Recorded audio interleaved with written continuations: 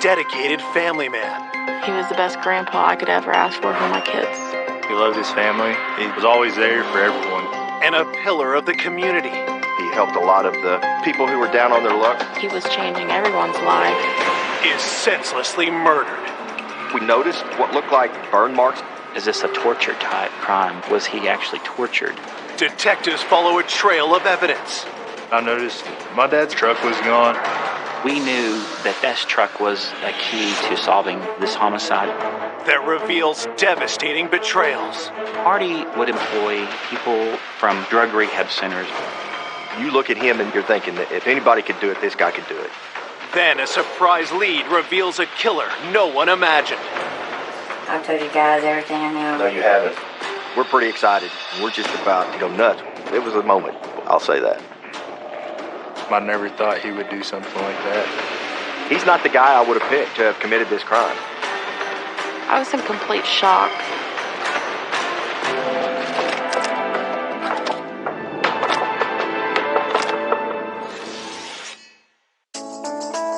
Ardmore, Oklahoma is an honest, hardworking town built on family values. We're a town of about 25,000 people, and it's a wonderful community. It's a great place to live because you can have that large town feel and then yet come home to the small town atmosphere as well. On the evening of November 15th, 2019, that small town feeling is shattered when police respond to a 911 call. I had just sat down to eat when the phone rang, and it was dispatch advising me that officers were out on a possible homicide. Police are checking in on a local man who hasn't been seen or heard from in several days. They arrived, immediately looked in the window, could see the victim was laying face down in the floor, and they could see blood, so they forced their way into the residence. They knew immediately that he was deceased. Minutes later, homicide detectives arrive at the scene. The living room was just in disarray. There was items kicked over. There was blood on the couch. There was blood spatter on nearby items in the living room, the TV, and pictures. And so we knew that there was a struggle that had taken place in that room. When the detectives look at the body, they recognize the dead man. I knew the victim. It was Marty Lucas. Most of the police officers knew who Marty was. Marty helped in the community. He helped a lot of the people who were down on their luck. Marty was a nice guy. Detectives have to determine why 63-year-old Marty Lucas would be the target of such a heinous crime. With the amount of trauma that Marty had suffered, it was a pretty violent, bloody scene. You can see a lot of blood that has pooled around the body. You can see blood on the back of the body, on the head, and we knew that this was a death as a result of a beating or a blunt force trauma. It's obvious that there was quite a struggle. Marty had hair in his hands. He had abrasions on his hands. I think he fought for his life. We noticed that there were pieces of what appeared to be a rock that had some moss on them. We found parts of it over by the couch where there was a large blood stain, and then parts of it over by him. We walked the exterior of the residence trying to find where maybe a rock would have come from. Immediately under the carport, there is a rock pathway. The walkway was missing a rock. So immediately we thought, well, whoever it was that did this took a rock from there and brought it with him. That indicated to us that this was premeditated. And so we believe that he or she had used it as a weapon against Marty, and in the process of that, it was broken. We didn't find very large pieces of it, and so we believe that the majority of that rock was taken from the scene. Police discover unusual markings on the body. We noticed what looked like burn marks on his shirt, like his shirt had been ironed. My initial reaction was not only has he been hit by an iron, he's been burned by an iron. Is this a torture type crime? Was he actually tortured? And so we believe maybe early on that the iron could have been the murder weapon, or at least an additional murder weapon in this case. But what could have been the motive for such a violent attack? Where his wallet would have been, someone had reached in and taken his wallet, because you could see the blood transfer, a handprint, like sliding down into his pants almost. We were pretty clear that this was a crime involving a robbery and theft. His wallet was missing along with his phones. Detectives make one more important observation. We thought whoever had killed Marty knew him because there wasn't a sign of forced entry. As investigators work, Marty's son Michael arrives at the scene. I went to his house. It was a nightmare. It's the worst day of my life. I was in shock once I seen what was actually inside. My husband called me. He said, my dad's dead. Someone killed him. And he was just screaming in my ear. He's like, I can't believe someone would kill my dad. I was in complete shock. He was such a nice person. Who would want to hurt him? Marty Lucas was born into a military family in 1956. After graduating high school, Marty got married and had 2 children, Jennifer and Michael. Michael and his dad were very, very close. He loved his family. He was always there for everyone, you know. He made sure to make time for everyone. I used to call him Papa Smurf because he's just really funny. He's short. He's just a real, bubbly person. My parents, they divorced when I was pretty young. Marty had struggles when my husband was a child and a teenager. He had a substance abuse problem. He had been in and out of trouble with the police, petty crimes that was a result of that addiction. In 2007, Marty got a second chance when he was offered a job as a carpenter and found renewed purpose in life. From then on, he straightened up and started his own business. Did really well. He turned his life around. He was one of the few success stories that I'm aware of in my career. Marty threw everything into rebuilding his life and his family. He taught me a lot of work-related skills at an early age. He let me start working with him when I was 12 years old. And my son, he's 8. He's already started working him, basically, showing him skills like he did me when I was young. He was the best grandpa I could ever ask for my kids. Marty never forgot the second chance he'd been given and vowed to pay it forward. Marty would usually go to the halfway houses and get people that had just got out of jail or have a hard time with their life and see if they would want to work for him. Basically, just giving workers second chances. He knew where they was coming from. He's been in their shoes. He taught these men and women new skills. He treated them with the utmost respect. Now investigators are left asking, who would want to bludgeon this well-respected contractor and caring grandfather to death? He really had no enemies, and just to see that the way that he died was so brutal, it was very difficult to know that someone would be capable of doing something like that. As detectives finish up at the crime scene, they turn to Marty's son, who gives them a crucial lead. When I showed up, I noticed that my dad's truck was gone. That really threw me off because he wouldn't even let me drive his truck. He wouldn't loan the truck out to no one. It was a Chevy pickup that originally had belonged to Marty's father. That truck was everything to him. Detectives put out a bolo, or be on the lookout for the missing truck. We needed to find the truck and maybe hope that either the suspect was still driving it or that they left behind evidence that we could identify. We knew that this truck was a key to solving this homicide. Investigators ask Marty's loved ones who they think would have seen him last. We found out that Marty had been missing 2 or 3 days prior to the Friday the 15th that we found his body. And one of the things we were told by family and friends is that Marty goes to this Valero gas station every morning to get coffee. The Valero had video that pointed down the street that the crime occurred on. The manager said that Marty had arrived last at that store on Tuesday morning. Detectives searched the security footage. On the day after Marty was last seen alive, and 3 days before his body was found, the truck appears. Marty's truck was very unique, dark green color with custom wheels. This green truck was in a big hurry and it pulled out in front of a semi-truck and it was almost in an accident that we had captured on video. Investigators need to track down Marty's truck and whoever is behind the wheel. We thought if we find the truck, we're probably going to find our suspect. This is going to be our guy. Coming up, detectives uncover suspects with dark pasts. They said, he's violent. I thought, good Lord, he gets violent. I don't know what I'm going to do. She had frequented a lot of the local casinos. She knew he had large sums of cash. This was the break that we needed. And the trail leads to an unlikely killer. you're not going to think that this is someone who could kill somebody. That kind of broke open a whole new layer of the case. The investigation took off at warp speed because we think we've got our guy.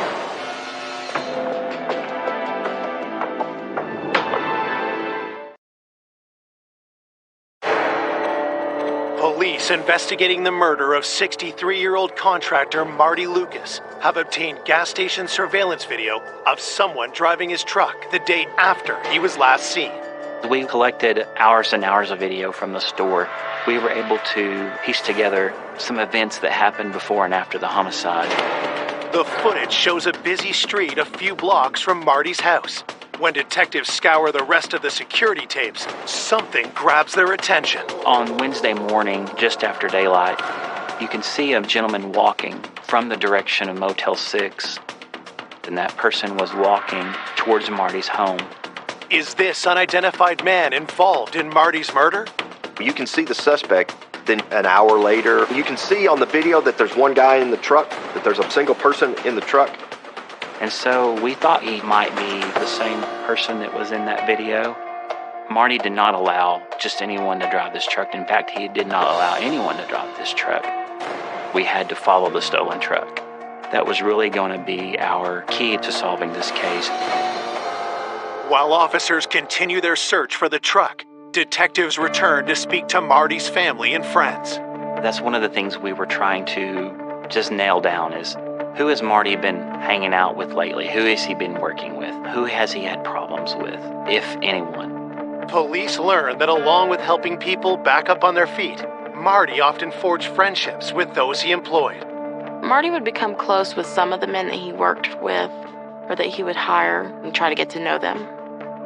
There's probably about 6 or 7 of them I actually got pretty close to. He built up friendships with them. Amanda and Jason, Marty's neighbors, were very close to him. Amanda used to work for Marty because she paints very well. He didn't look down on me for, I was trying to get my life back on track. And he told me he did it, so you can do it.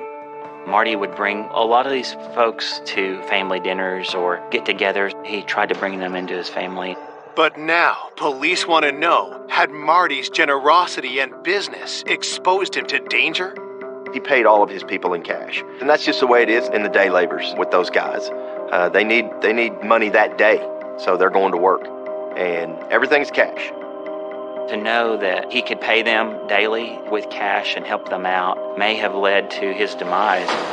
Police also discover not all Marty's employees felt like part of the family. It wasn't an easy road for Marty because sometimes he would have to tell them that they couldn't work for him anymore because they would steal from him. Anytime you're working with people who have drug and alcohol problems, it's not uncommon for them to steal from their employers. And Marty had faced some of that. He wasn't afraid to stand up to these people. He would tell them, if you mess up, you're gone. So our list of suspects was a mile long. We were given several names, but yeah, it was so difficult for investigators because it was going to be hard to track them down.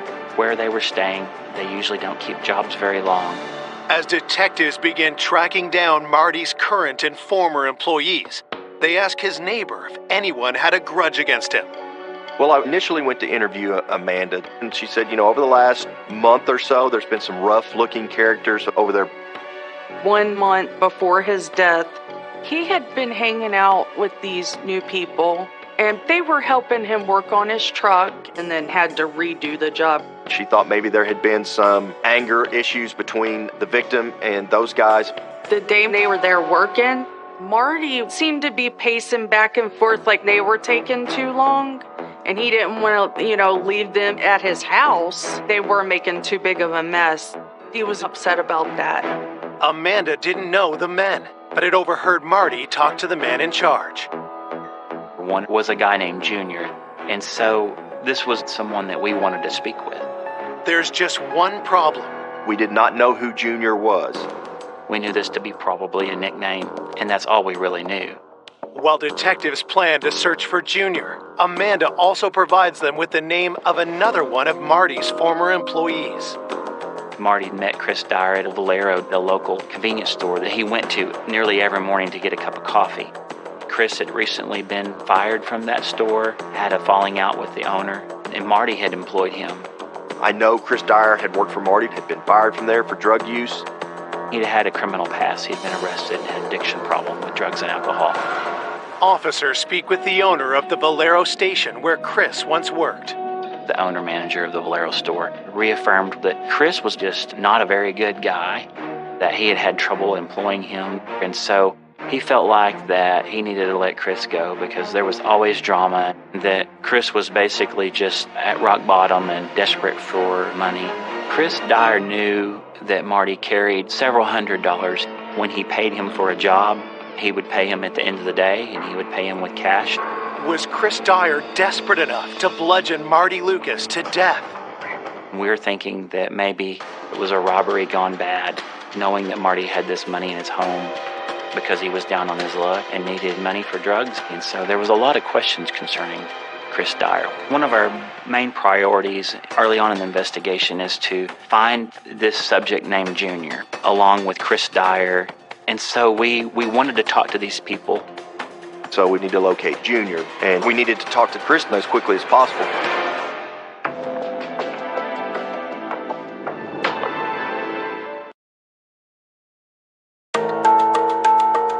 Police investigating the murder of contractor Marty Lucas are chasing multiple leads as they search for his killer and stolen truck. They've set their sights on two of Marty's employees, an unidentified man called Junior and a recently fired laborer named Chris Dyer. A lot of these folks who are going through tough times, there is nothing permanent in their lives. There is nothing fixed in their lives. There is no stability. And so it was hard to track them down. Following a lead, police question employees at the gas station where Chris had worked. I spoke with the clerk that was on duty at the Valero, and she was able to give me a phone number to Gina Dyer. Gina is Chris's estranged wife. She and Chris had been separated about a month because she had caught him cheating. He had gone back to drug use, and that he was currently living at the Econo Lodge Hotel. Detectives find Chris at the hotel and bring him in for an interview. We really thought that we had something. We knew that Chris had easy access to Marty's home. Chris Dyer knew that Marty carried up to $500 to $600 in cash on him at any given point in time. So there's a rumor that some rumors went around that maybe you and him had gotten crossways and he had basically fired you. So you never had a disagreement? No, not at all. Nope. And I'd like to know who in the hell's saying that, because that's bullshit. Pardon my French. Police know better than to trust Chris's word. We knew that Chris Dyer is down on his luck and had run-ins with the law, and well, maybe this is our killer. This is who it is. And then you get him in an interview room and he's cooperative and he's genuine. In fact, he was very distraught over Marty's death. I hope you catch who the hell did it and fry their ass. Yeah, I know, right? But he was, man, that guy would do anything for anybody. He had some empathy there because he'd been in trouble before too. But, yeah, I'm sure. Damn sure didn't deserve to go out like that. I think he considered Marty a friend, even though Marty had fired him. Would you be willing for us to go through your truck, look through your hotel room, to see if there's anything that would be... Yeah, I got that. We can roll you out. Marty had what we would consider defensive wounds to the hands. There was hair and blood under the fingernails of the body. And so we knew that there was some type of altercation. We knew that there had to be injuries on our suspect or suspects. And Chris had none of that. He had no recent cuts or bruises. In order to officially rule Chris out as a suspect, detectives check Chris's alibi. He said he had gone to Kingston, Oklahoma, which is nearby, with Krista, his girlfriend. I believe it was the Wednesday before.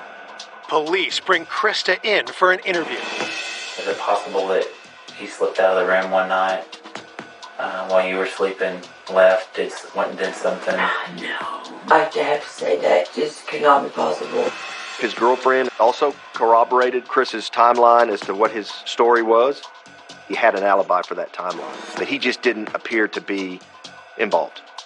With nothing to link Chris to the murder, police are forced to let him go. investigators hope Marty's preliminary autopsy report will provide more leads. The significant thing for us from the autopsy was the fact the cause of death was blunt force trauma to the head, including the large gash to his head. Obviously, he was hit with something other than the rock because of the laceration on his head and because of the burn marks. These burns that was on his back and part of his right arm came back as a post-mortem burns, which was very interesting to us, which means that they were caused after Marty had passed away. Initially, we were looking at these burns to the body as being type of a torture. Now, we believe the iron was used as a secondary weapon after. So the suspect didn't realize that. In his rage, he didn't know that Marty had already died, and he continued to hit him with this iron. The preliminary autopsy report doesn't conclude whether the rock or iron ultimately killed Marty, and an exact time of death remains undetermined.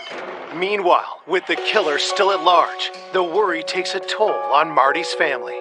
His son, Michael's always a quiet person, but he was like a walking zombie. I couldn't sleep at night.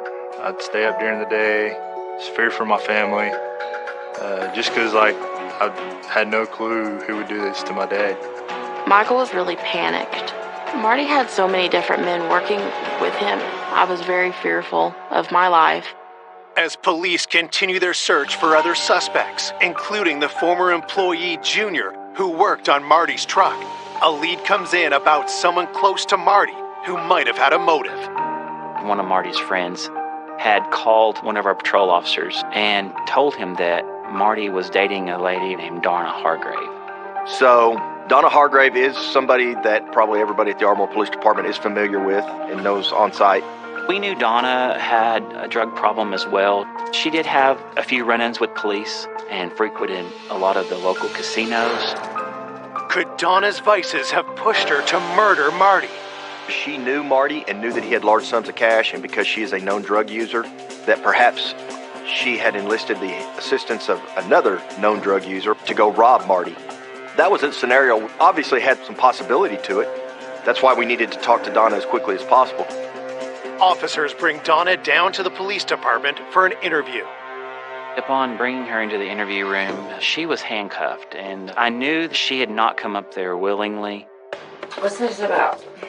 Yes, if I'm not under arrest, then why do y'all have a reason to search me? She was really uncooperative. She did not want to speak to us. Okay, what is this about? Please, get this over with and tell me what it's about. Okay, so... Somebody who I've been hanging with. Yeah. Okay, who? Marty Lucas. That people. And that's straight up. She definitely has a problem with Marty that was very suspicious, and it really struck a nerve in us because we wanted to know what this problem is.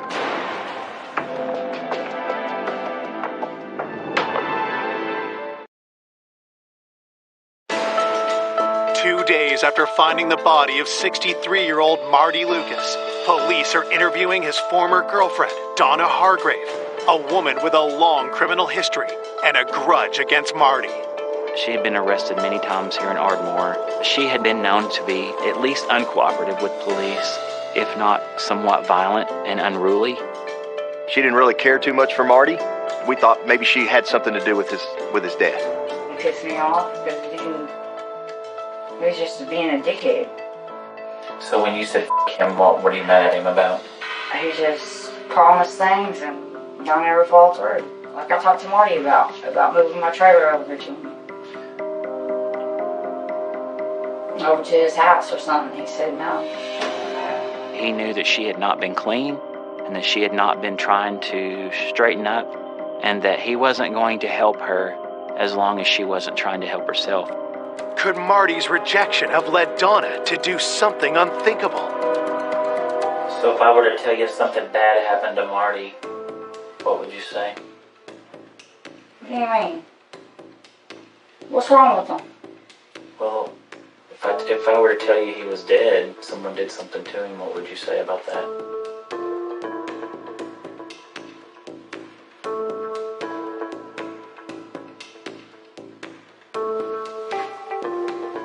Are you serious?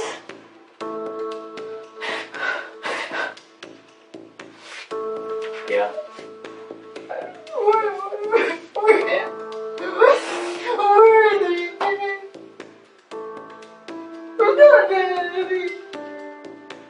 Yeah, that's why you're here.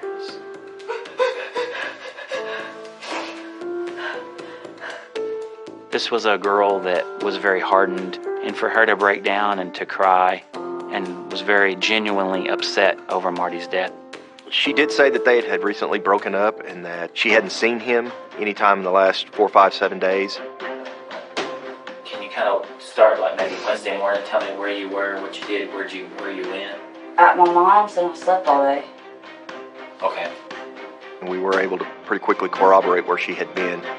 It was unlikely that she had anything to do with his death. However, we did not rule her out immediately. Days after Marty's gruesome death, his family and friends come together to say their goodbyes.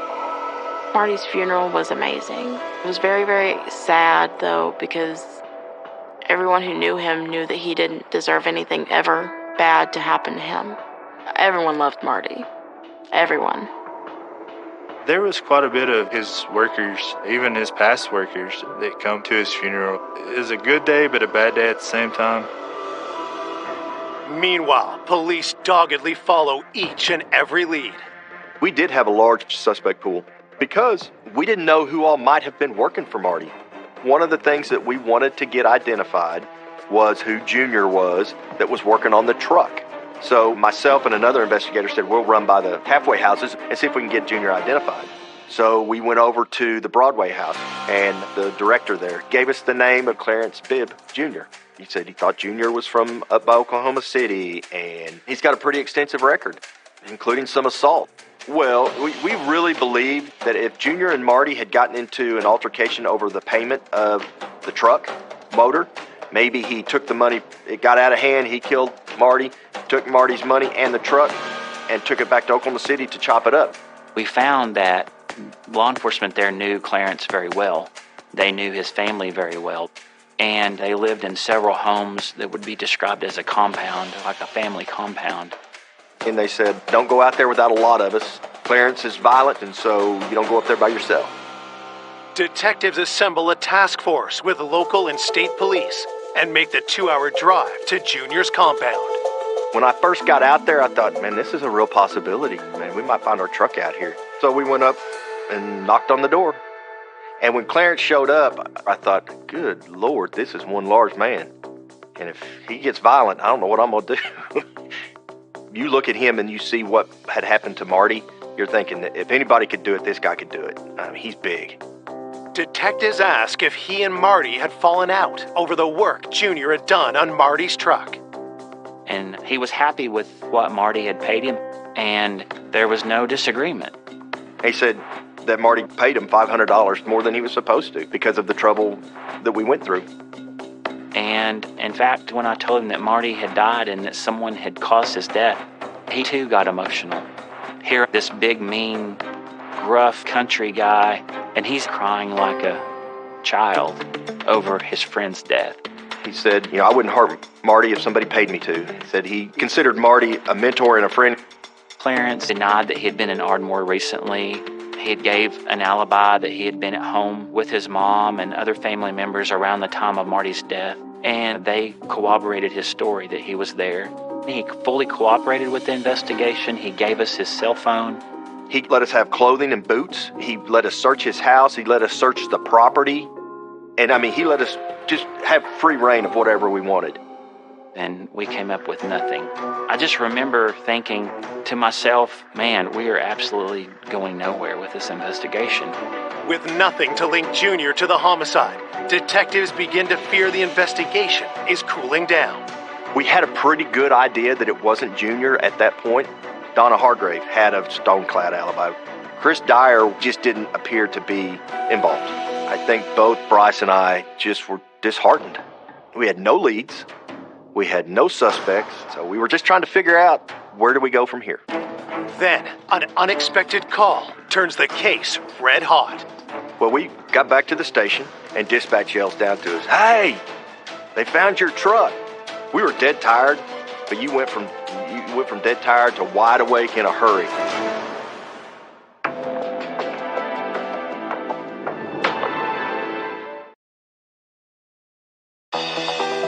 4 days into the investigation of Marty Lucas's murder, detectives get the break they were looking for. Marty's missing truck. And I remember the dispatcher telling me they found the truck. And I said, "Where is it?" And they said, "In Springdale, Arkansas." And so this was the break that we needed. We're pretty excited. We're just about to go nuts. We're like, okay, get a hold of Springdale police, get them on the phone, let's find out what we got going on. It was a moment, I'll say that. Investigators asked Springdale police how Marty's truck had ended up over 300 miles away. A citizen had called and told them that his friend had been in possession of the truck. And his friend, he identified as Jack Latham. But who is Jack Latham? Detectives immediately ask Marty's family if they know the name. They learned Jack was one of Marty's most trusted laborers who hadn't been seen or heard from in months. Jack Latham, he worked for my dad for a long time. He was a really hard worker. Marty was extremely good to Jack. He gave him extra money here and there whenever he'd need it. Marty would bring him by my house sometimes, and they would occasionally ride around together. He seemed very quiet. It was not unusual for people to come and go in Marty's business. Jack Latham worked for him on and off a couple of years prior to this. When detectives dig into Jack's background, they learn he has a daughter and ex-wife in Ardmore and a checkered past. He had an extensive criminal history for drugs and theft, but he's not the guy I would have picked to have committed this crime. Jack Latham did minor misdemeanor type crimes, drug possession type crimes, but this is not a person that would even be on the radar because he had no really violent history. So you're not going to think that this is a guy who could kill somebody, particularly not in the manner in which Marty was killed. Investigators rush to Arkansas, where police have taken Jack into custody and seized the truck. But before speaking with Jack, they interview the man who first contacted police about the truck, Jack's friend, Raymond. Raymond, he says to us that out of the blue, Jack calls on Friday night and says that he has got court on Monday. Can he stay for the weekend? Raymond tells police Jack asked to get picked up at a local parking lot. So he goes to pick him up, and he sees he's sitting in looks like a pretty nice Chevy pickup. And he says, "Hey, whose pickup is that?" He said, "Oh, it's a guy that I'm visiting. He let me come sit in it to wait on you." And he says to us, I didn't believe him. Monday morning, Jack says, "Just take me to jail. I've got warrants." So he takes him to jail, and then he goes back home and he looks to see what the warrants are for, and it's for theft. And he thinks, I wonder if that truck's stolen, because something doesn't feel right with that truck. So he goes back to where the parking lot where the truck is and sees it doesn't have tags on it. And so Raymond knew that Jack was lying. He knew he needed to call the police. We went and looked at the truck, and the truck looked pristine on the inside. But when we sprayed it with Blue Star, there was blood everywhere. We knew in the back of our minds that this was the key, that Jack Latham was the key to Marty Lucas's death. And then the investigation took off at warp speed because, yeah, we think we've got our guy. We went to the Benton County Jail and interviewed Jack that day. First thing I noticed about him is he's slight of build. He's not very big. He seems to be very reserved and meek. He doesn't seem to be what I would picture to be a killer. Then police noticed something else about Jack's appearance. He looked pretty bad. He had some injuries to his face. He had this greenish brown black eye or injury to his eye. He had a minor abrasion to his lip. Could Jack have suffered his injuries while attacking his former boss, Marty? Police start by asking Jack when he was in Ardmore last. Okay. I guess at some point in time you've been in Ardmore, been around Ardmore, or lived in Ardmore or something? Yeah, a long time ago, about 6 years ago. Jack tells detectives he's recently been living 200 miles away in Enid, Oklahoma. Who were you staying with? My brother and them. Then, investigators cut to the chase. We've been working on an investigation for the last almost a week now. Your name's come up. And before I can really get into a lot of questions with you and details and explain to you, why we're here and all that, I got to read you your Miranda rights. After we Mirandized him, he said he didn't want to talk to us anymore. Do you wish to make a statement, or will you answer any questions that we have for you today? No. No? Okay. With Jack refusing to talk, police need to find a way to place him near Marty's house at the time of the murder. So, in his initial interview, he tells us that he hasn't been to Ardmore, that he came down here from his brother's house in Enid. I called Enid PD, and they went out, they talked with the brother, they talked with the brother's wife. They said, yes, he has been here at our house. But then detectives get a stunning piece of information Jack hadn't shared. His brother's wife said I'd put him on the bus to go see his wife and daughter in Ardmore on the Monday morning before Marty had been killed. So we knew he had gotten to Ardmore. The next day we got a hold of the bus and found out that yes, indeed, he had been at Ardmore. With Jack still in custody, police drive back to Ardmore. The detectives got a search warrant and looked through Jack's phone, and that led them to his ex-wife and daughter. Did you see your dad in the truck last week? No. Okay. Do you understand what kind of trouble your dad's possibly in? He's been detained as a suspect in a homicide. So you for sure haven't seen your dad since he's been in Ardmore? Investigators talk to Jack's ex-wife, Teresa, next. Has he came to visit you lately? No? But I haven't seen from him or heard from him. So would it surprise you to know that Jack is involved in a homicide here in Ardmore? Yeah, because it doesn't seem like him. Both of them said they haven't seen Jack. He hadn't been in Ardmore. They don't know what we're talking about. And we knew this was not true because on Jack's phone we knew that he had called Teresa and Shelby. And during that interview with Teresa, I laid it out for her. I just flat out told her I knew she was lying. I'm not saying anything. I've told you guys everything I know. No, you haven't. Yes, sir, I have. No, you haven't. And we can prove it. It's a matter of time before we put you in that truck. We put you in that truck, it starts getting serious in a real quick hurry. Police start to question if Jack's ex-wife and daughter are involved in Marty's murder. At that point, she decided that she didn't want to talk to us anymore, and she and Shelby left. And I just told her, we're not going to stop. We're going to solve this crime with or without you. The only question is, where's your role going to be? Less than 24 hours later, police get a call. The next day, early morning, Teresa called, said, I want to come back and talk. So from that, that kind of broke open a whole new layer of the case.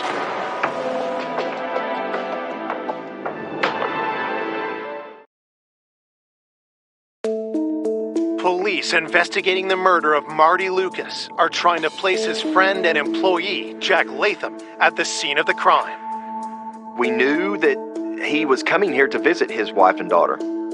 They both told investigators that they did not know where Jack was. They had not seen Jack. He had not been in Ardmore.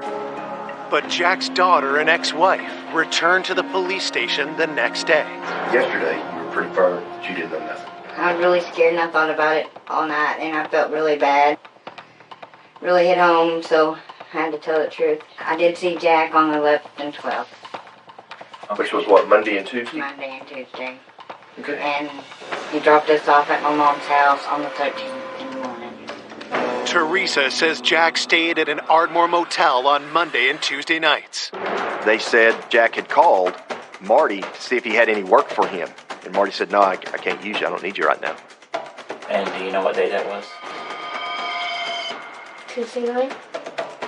They both said that about 8 or 8:30 on that Wednesday morning, Jack left, sent an officer to Motel 6 to see if they had video. And sure enough, we've got video of Jack Latham leaving Motel 6, wearing the same clothes as the person that's walking. The Bolero camera picks up. About an hour later, a green Chevrolet truck that we believe was Marty's truck shows up in the parking lot in Motel 6. You watch him go over to a dumpster, throw something in the dumpster, which we believe was the rock and the iron. Where did he go get the truck? He said his friend gave it to him. Then, Jack did something even more suspicious. When he came in, he went straight to the sink and washed his hands. He did wipe his face down, and he put his hoodie on, and he told me that he did something bad, but he wouldn't tell me what. He said, we gotta leave, we gotta get out of here. He drops them off, and they don't see him again. And so by then, we got enough to file charges on Jack Latham. I called the family members and told them what we knew. I was very shocked because Jack had been in my house around my children. He just acted very shy, but he didn't act like he would hurt anyone. It was shocking to me because he treated Jack with respect like he did everyone else. Police charge Jack Latham with first-degree murder and extradite him from Arkansas. When he arrives in Ardmore, Jack starts talking. Jack told me that he was in desperate need of money. He had no job. He needed money for drugs. And he knew that Marty Lucas was the source of that money. Marty had told him no, that he knew that he wasn't clean. His story was that a physical altercation occurred, that he took a rock paperweight from the kitchen table, struck Marty with it, that, in his words, he freaked out, took the keys to the truck and a few $100s from the wallet and left the area. Jack denies attacking Marty with a stone from outside or the iron.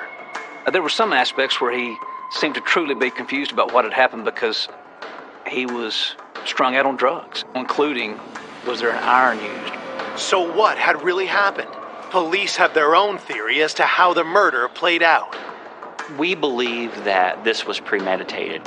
I think he went to Marty's house, and I think he picked that rock up on the outside of the house and he knocked on the door. Because I don't think he was going to take no for an answer. And when Marty told him no, a fight ensued in which he struck Marty with the rock. I think Marty fought back. He struck him with the iron, which was readily available, and then burned him with it, whether on purpose or on accident. He took the iron and he took the rock with him, and he disposed of the evidence, and he drove to Arkansas. It was absolutely senseless over a few $100s. Despite the evidence, prosecutors worry defense lawyers will try to argue Jack was desperate and never planned to kill Marty. I thought that this case met the elements from a legal standpoint of first-degree murder, but then you have to be mindful of the fact that a jury would think also Jack's explanation is somewhat believable. He's a hopeless junkie. He's desperate for money. With the family's consent, prosecutors charged Jack with second-degree murder.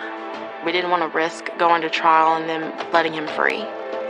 In October 2020, Jack Latham pleads guilty and is sentenced to 25 years in prison. I feel like we got justice. I know he's going to be locked up and my family's going to be safe.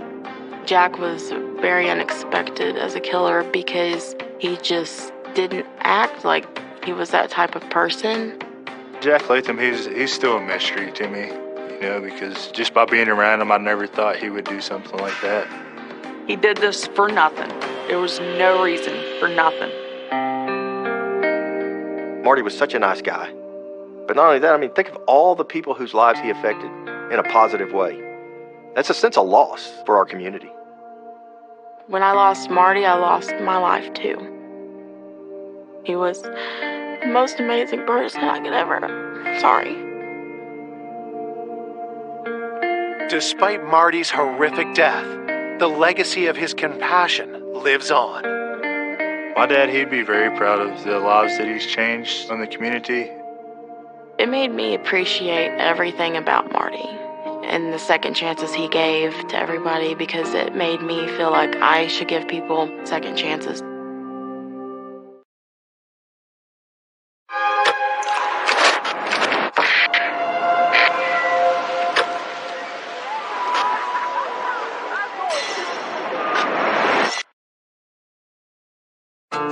A woman enjoying retirement after a lifetime of hard work. My mother did very well for herself. She was a very strong-willed woman. Nina was quirky. I can't tell you how much she loved frogs and Elvis Presley and country music. She just marched to her own drum and did her thing. Found brutally murdered in her home. He stabbed her 24 times. There was blood throughout the house. It's like living in a bad horror movie. A dangerous predator eludes police. She had been sexually assaulted. Our victim potentially knew who the suspect was. I kept asking them, is this going to be a cold case? And they kept telling me, we're not done yet. DNA evidence leads to a shocking realization. It was a match to another murder. The thought that we had a serial killer here in town scared the hell out of me. And a suspect no one saw coming. To call this an unexpected killer is an understatement. That's like every person's nightmare. It hit me like a ton of bricks.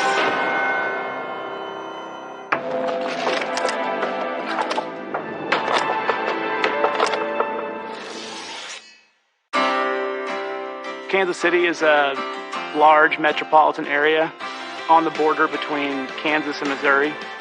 Kansas City can be a very fun place to be. We love our sports in this city. It's a very friendly place to live. Nothing seems out of the ordinary on October 29th, 2010, until Kansas City police receive a 911 call about a woman found unresponsive in her home. A woman called police and said she discovered her mother at the bottom of the basement stairs, and she checked her for vital signs and found she was dead. When the first officer arrives on the scene, the caller leads them to her 75-year-old mother, Nina Whitney. I showed them my mother's body laying at the bottom of the stairs. I told the police officers I believe she had just dropped over from a heart attack. And then I called my cousin Kim. The phone rang and I picked it up, and Paige told me my mother is dead. Paige said she thought maybe Aunt Nina fell down the stairs going to the garage. While Paige speaks with her cousin on the phone, police take a closer look at Nina's body. Nina was face down, and there was a shelving unit there with a bunch of glass frogs, and a lot of those frogs had fallen off the shelf on top of her. It initially looks like an accident and a natural death, but when they rolled the victim over, they discovered several stab wounds in her chest. And also what were determined were defensive wounds on her hands, which is something that we see when someone fights back. Clearly, this is no accident, and detectives arrive to begin a homicide investigation. When someone's stabbed like the victim was, it usually means there's some sort of emotion tied there because you're actually stabbing someone instead of just shooting them or something like that. Her blouse had been pulled up and there were buttons missing, and they quickly discovered that they're what they believed to be saliva on her breast, which they swabbed. So it felt like this was sort of a sexual in nature homicide. Police inform Paige that her mother has been murdered. I don't think I've ever been that stunned in my entire life. It's so surreal. It's like living in a bad horror movie. I don't know how to describe it. You're just totally and completely stunned. A lifelong native of the Midwest, Nina Whitney was a woman with humble roots. My mother was born in South Dakota, and then their family wound up here in Kansas City in the late 40s, early 50s. My mother had a very rough life. My mom's mom left their family, so my mom was left to take care of her younger siblings. She married my father, and my parents divorced when I was about 9 years old. My father left her pretty much destitute, so it was just the two of us. And we struggled tremendously. My mother worked some very hard jobs, and we lived on food stamps. Eventually, Nina found a stable, well-paying career. She worked on the assembly line at General Motors here in Kansas City.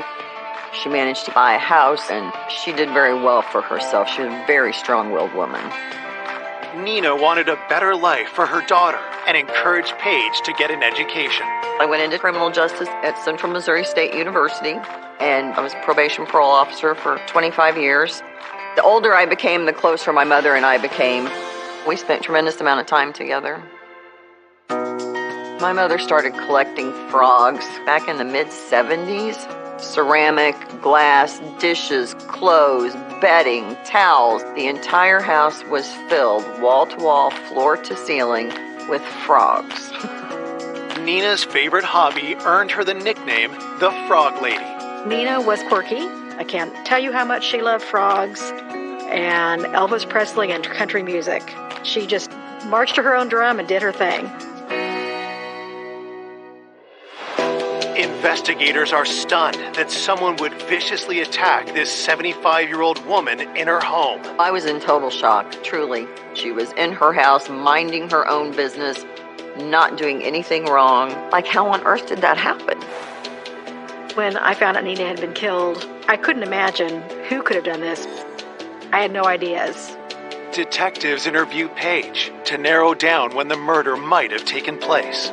Friday, About 6:45, I decided to call my mother to see what time she wanted to go shopping on Saturday. And that's when she didn't answer the phone. It was extremely unusual for her not to answer the phone. So then I called the cell phone, and she didn't answer that either. Then I started to panic. So then I took off and went out south toward her house. And when I got to her house, the porch light was not on, and I knew something was very wrong. So I walked through to the kitchen, and it was dark. So I turned the light on, and there was her body laying at the bottom of the stairs. And I could feel the back of her head, and her head was ice cold. And I called 911. And then it just kind of hit me out of the blue that I was hearing weird noises. So I followed the noise upstairs to the hall bathroom. Both faucets in the tub were running full blast. And I thought, well, that's just really strange, because my mother didn't use that bathroom. Detectives wonder if Nina's killer had turned on the faucets, and if so, why? The victim's daughter had located the guest bathroom bathtub faucets running, and she had turned those faucets off. So the bathroom was processed for fingerprints and DNA. In the victim's bedroom, there was like an imprint of where it looked like somebody had been laying on the comforter. And near the bed, we could see buttons that appeared to be similar to the victim's blouse, as well as a hair roller that was similar to the hair rollers in the victim's hair. So that led us to believe that the victim was assaulted, and maybe her blouse may have been torn open at that location. As every corner of the house is searched for evidence, investigators make a crucial discovery. We opened up the knife drawer in the kitchen and located a paring knife where the blade was bent and there was blood at the base of the blade near the handle. That could mean that somebody had tried to wipe it clean. Forensics bagged the knife for further analysis and processed the house with luminol, which can indicate the presence of blood. The luminol tells us that somebody was moving around in that house with some amount of blood on them. We got that blue glow in the victim's bedroom, bathroom, hallway, living room, and the kitchen. The front door was unlocked, and we didn't find any sign of forced entry, which was a big clue for us that our victim potentially knew who the suspect was. There's no reason for anyone to hurt her. And my mother was not a very social person at all. She had no family other than me here in town that would be in and out of the house. Paige points to one detail detectives could not have determined from their search. There was a shelf by the front door where her cell phone always was, so she could take it when she went out the front door, and it was missing. Had the killer snatched Nina's cell phone? Police request a trace on it, while officers go door to door looking for witnesses. One of my other detectives found a party down the street that had seen a white male in the neighborhood earlier that day. He was in his 50s, walking with a limp. The witness saw him go to a black Jeep. He saw that car was parked kind of behind the house, about a block away. And so he sees this guy walking and kind of looking around. And so he just kind of mentally noted it. He kind of looked like he was probably up to no good. Could the suspicious man be Nina Whitney's killer? As they start to track him down, detectives catch a break. We found that Nina's phone was still on and still being used in South Kansas City. We were able to do surveillance and observe the person using our victim's cell phone. Coming up, a break in the case reveals a potential serial killer. We had another homicide. There were zip ties that have been used for bindings. He's terrorized an entire community. And a grieving daughter takes matters into her own hands. I did feel a need to help them investigate my mother's homicide. If she didn't get the answers, then she kept asking. In my gut, I just knew that was him.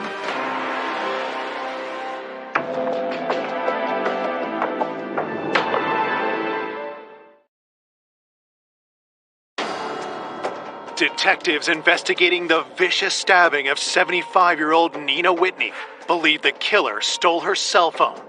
Now, police have traced the phone to an address in South Kansas City and rushed to apprehend the suspect. We did kick his door in, and when we took the suspect into custody, we found that he had the phone on his person. The suspect goes by the nickname Lil Mickey. Police demand to know how he came into possession of a murdered woman's cell phone. He told us he was walking down the street pretty close to our victim's house and found that phone laying in the grass. He said he didn't make the most money in the world and was just glad to have a cell phone that was working and started using the cell phone. Skeptical of his story, investigators ask him if he killed Nina Whitney. Little Mickey adamantly denied being involved in any sort of violence with our victim or anything where someone was harmed or killed. We asked him, could you have bought this phone off somebody else? Did you get it from a person? Despite hours of questioning, Lil Mickey stands by his story. His story was, I found the phone there in the grass and picked it up. Police want to know his whereabouts at the time of the murder.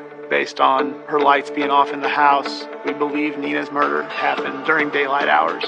And he did provide an alibi, a female that he had been with that day. Investigators have no grounds to detain Lil Mickey any longer, but they obtain a sample of his DNA just in case. He wouldn't seem like he would have a motive to commit this type of crime, but we still had to do our due diligence. The next day, police tracked down the woman he used as his alibi. So we talked to her. The information she was able to provide, it matched up with what he had been saying.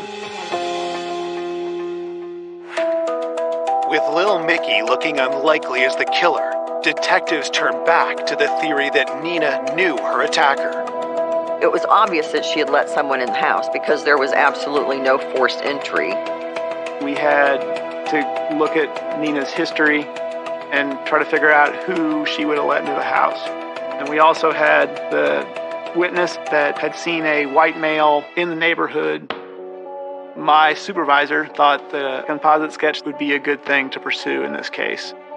The witness willingly came down to police headquarters and met with our sketch artist. She sat with him and gave a pretty good-looking composite sketch of what he believed the party looked like that he saw that day. We showed Paige that picture, and she looked at it for a long time, but didn't necessarily jog her memory about who it could possibly be. The individual did not look familiar to me at all.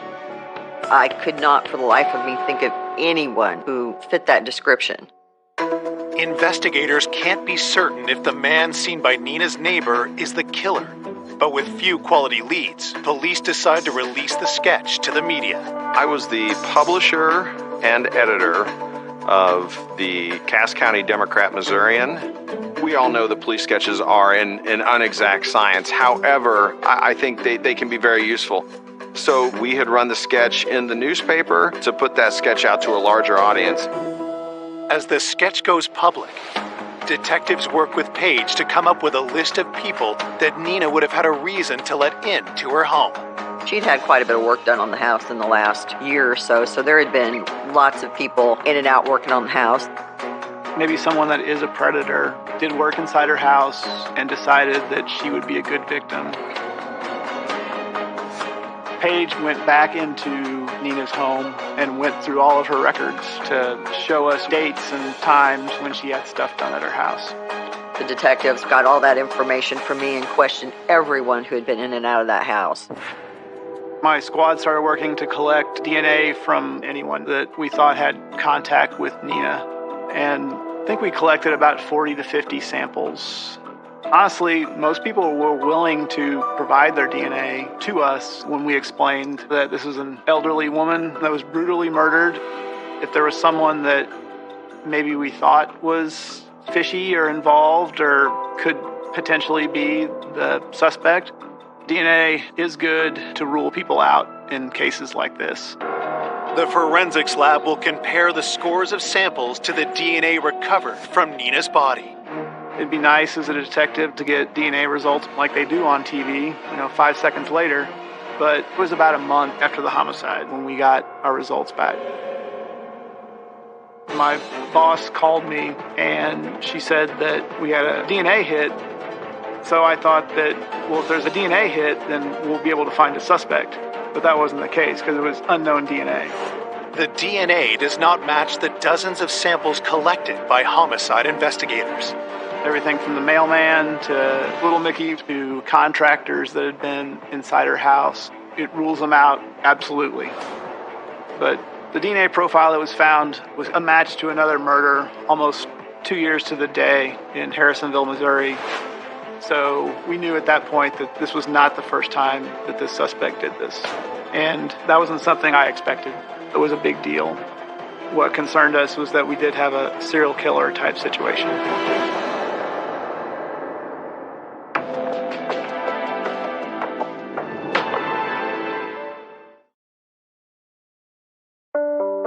One month after the murder of Nina Whitney, DNA taken from the crime scene as matched to another homicide in the national database. It was a match to another unsolved murder in Harrisonville, Missouri. It's a smaller town about an hour south of Kansas City. Kara Jo Roberts was found inside her home in the bathtub, shot in the head with the bathtub running, just like Nina. It seemed like a sexually motivated homicide, and with the tub running, that matches Nina at our scene. Police decide to keep this explosive new information under wraps. At that point, we were trying to keep this information close to the chest because the suspect didn't know that we knew both crime scenes were connected. We did not want that in the public. Detectives even withhold this new development from the victims' loved ones, including Paige. I kept asking them, when is this going to be a cold case? And they kept telling me, well, not yet. We're not done yet. And I don't know what they were doing, but I know they were doing things behind the scenes. Investigators head to Harrisonville to get briefed on the Kara Jo Roberts case. Just reading through a case file doesn't give you the whole story. So to talk to an investigator that actually worked that case, it helps paint a better picture of what happened in the other investigation. I was one of the detectives from Kansas City at the time that was sent to work on this case. Kara Jo and her husband lived right there in the small town. They had a kid. It seemed like a very happy relationship. Just your normal, happy family. The Roberts family was devastated by a horrific tragedy on November 5th, 2008. Her husband found Kara in the bathroom. She wasn't wearing any clothes. There were obvious gunshot injuries. She was in the bathtub, and the bathtub was running. There were zip ties that we speculated at the time had been used for bindings. At the Kara Jo Roberts scene, we found 2 different white-colored zip ties that appear to have been used but cut. We also found a roll of duct tape. On both the zip ties and the duct tape, we had male DNA. There was DNA found on Kara's body, and there was indications given by the medical examiner that she had been sexually assaulted. Detectives investigating Nina's murder ask for a rundown of the suspects in Kara Jo's case.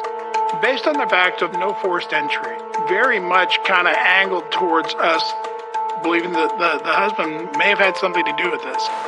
A domestic violence type homicide is usually spur of the moment, rage and kind of action, but this could have been a situation where he was trying to control her physically with the bindings, and then it escalated.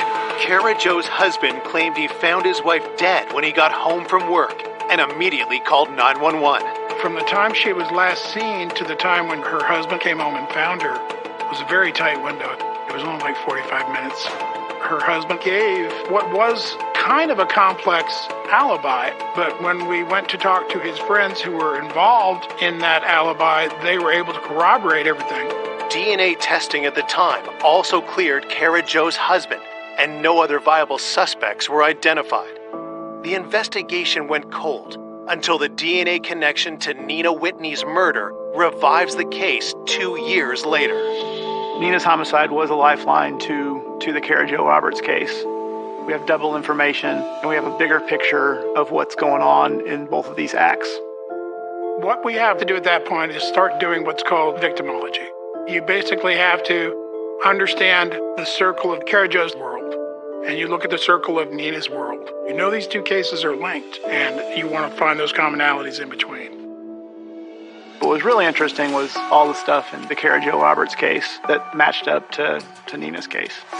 As far as the tub running, we had a lot of different theories, but our main one was if our suspect was going to commit a rape, they would want to use that tub to wash away evidence after the act.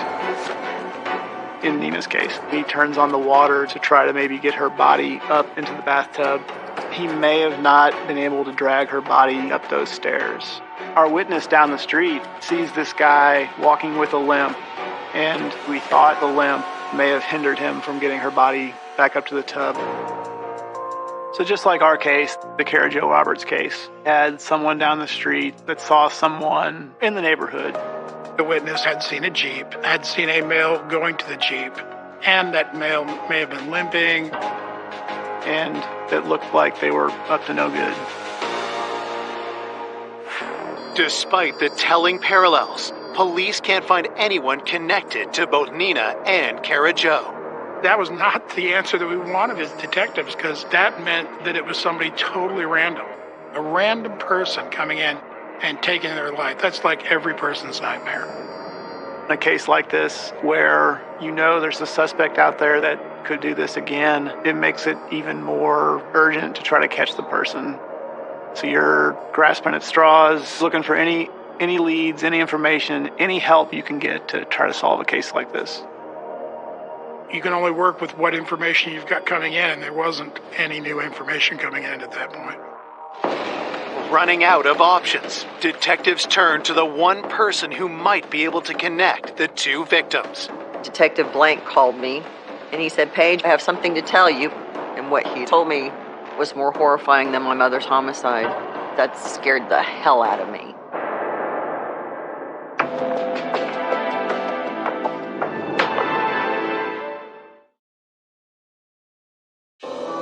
Detectives investigating the stabbing death of Nina Whitney have informed her daughter Paige about a stunning development. Detective Blank told me that there was a DNA match from the saliva they found on my mother's shirt to DNA that they found on Kara Roberts in Harrisonville. Kara had been raped, put in the bathtub, and then shot in the back of the head. The thought that we had a serial killer here in town is enough to cause panic for every female in this city. We provided information from both crime scenes to Paige. And that's not something we would normally tell our victim's daughter. But in this case, Paige was a probation and parole officer. She is savvy in law enforcement, so we thought we could trust her with that information. We wanted to see if anything in her memory would be jogged to try to figure out if there's any common people, common locations that both victims would have known or gone to. At the time, I thought it had to be someone who targeted my mother specifically. But when they showed me the evidence in Kara's case, there's just a million things to think about when you're trying to come up with a profile for someone like that. There wasn't much there that seemed to be connected between the two victims. There wasn't an aha moment in that meeting at all. It's been 5 months since the murder of Nina Whitney, and investigators are desperate for a break. They turn back to the composite sketch of the man with the limp seen close to Nina's house. I wasn't necessarily a believer in the composite sketch thing. People make their own determination on whether they think the information they have is valuable to a case. They see that sketch and they decide, well, this guy's got glasses and the guy I know doesn't have glasses. And so the danger in that is that that person may have information, but that person may be turned off by the sketch. We had run the sketch in the newspaper, but really that sketch hadn't brought in a lot of leads. Despite their reservations, police hope that more people will see the sketch on billboards around the city, and someone will identify the suspect. They were able to put that picture along 71 Highway, along with our tips hotline. The number of tips that we received on this case based on that sketch were not as numerous as you would think. All of them have to be followed up on, because there could be something there that you're going to miss if you don't take those tips seriously. Weeks pass as investigators chase down leads that go nowhere. The lack of progress takes a heavy toll on Nina's family. I was really angry that she died in her own home in that terror and that panic, helpless and alone and fighting for her life. 24 hours a day, 7 days a week, I think about my mother's last few minutes of life. I know the neighbor was home next door and nobody heard my mother screaming. I wake up to the sound of her screaming 2, 3 o'clock every morning. It doesn't go away. It does not go away. There's nothing worse than having to tell a family member, I'm sorry, there's no new information coming in, because they're frustrated. They're of the mindset that, why aren't you out there doing something? At her wit's end, Paige summons the strength she learned from Nina growing up and takes it upon herself to search for the killer. The investigation was not moving fast enough to make me happy, so I did feel a need to help them investigate my mother's homicide. I drove around the city and went to every antique shop, every flea market, every thrift store I could think of where she liked to shop. She was looking for that white male walking with a limp and that black Jeep. And Paige was seeing black Jeeps like that everywhere. I would take pictures of all the cars that looked like black Jeeps and all the license plates on those vehicles and forwarded all of those to the detectives. Paige made it her job to be involved, and if she didn't get the answers, then she kept asking. I can't even explain to you how badly I needed to know who murdered my mother. Despite Paige's efforts, 6 months after her mother's death, the investigation starts to go cold. Those kind of unsolved cases in Kansas City leave an entire metro area on edge. As the days turn into weeks and weeks turn into months, how do you keep that case alive within the pages of your newspaper? Most of our weekly papers did not include an update because there was nothing to update in the case. I kept thinking, this is going to be a cold case. I'm never going to figure it out. I'm never going to figure it out. You always hope for them to get information to catch a suspect quickly, but I just couldn't fathom who would have done it. I had no suspects in mind. I drove around and took pictures of the billboards because I wanted to make sure I got pictures of them before they had taken them down. But the sketch concerned me because I don't know if that description was accurate. I thought there's just so many questions that I will never have answers to. Suddenly, 1 month later, Paige has a realization. May 26, 2011, I was driving down 71 Highway in rush hour traffic, and I just happened to glance up and look at the lower half of the billboard, and I swear to you, it hit me like a ton of bricks.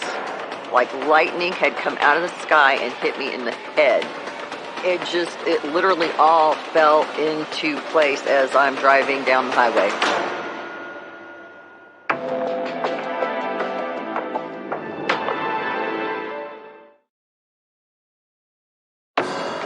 Seven months after the murder of Nina Whitney, her daughter Paige has just been struck by a mind-blowing realization. I was driving down 71 Highway, and I just happened to glance up at the billboard. Prior to that, when they showed me the sketch, the individual did not look familiar to me at all. I just focused on the lower half of his face and the chin, and it just an epiphany. It was Jeff. Jeff Moreland was a boyfriend that I had for 3 years while we were in college. We met in 1983 at Central Missouri State University. Had a relationship for 3 years. Jeff and I met in a criminal justice class. He was as sweet and charming and funny as he could possibly be, and I truly fell head over heels in love with him.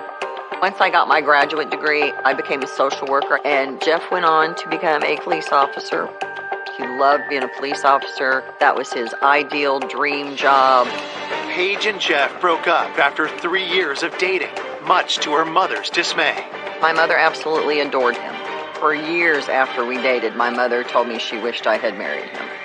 I know if he showed up on the doorstep, she would happily have let him in the house. Could Paige's ex-boyfriend from 2 decades prior really be the sadistic serial killer detectives have been hunting for? I was so lost in my own head, trying to tell myself that Jeff didn't do it. I kept trying to tell myself that I was wrong, but in my gut, I just knew that was him. At the parole office, I'd mentioned it to a couple of the girls that I work with, and they told me that I should run him through the system. So, well, that makes sense. So I ran Jeff through the system. And lo and behold, if he didn't have a black Jeep Wrangler registered in his name, and I nearly lost my cookies.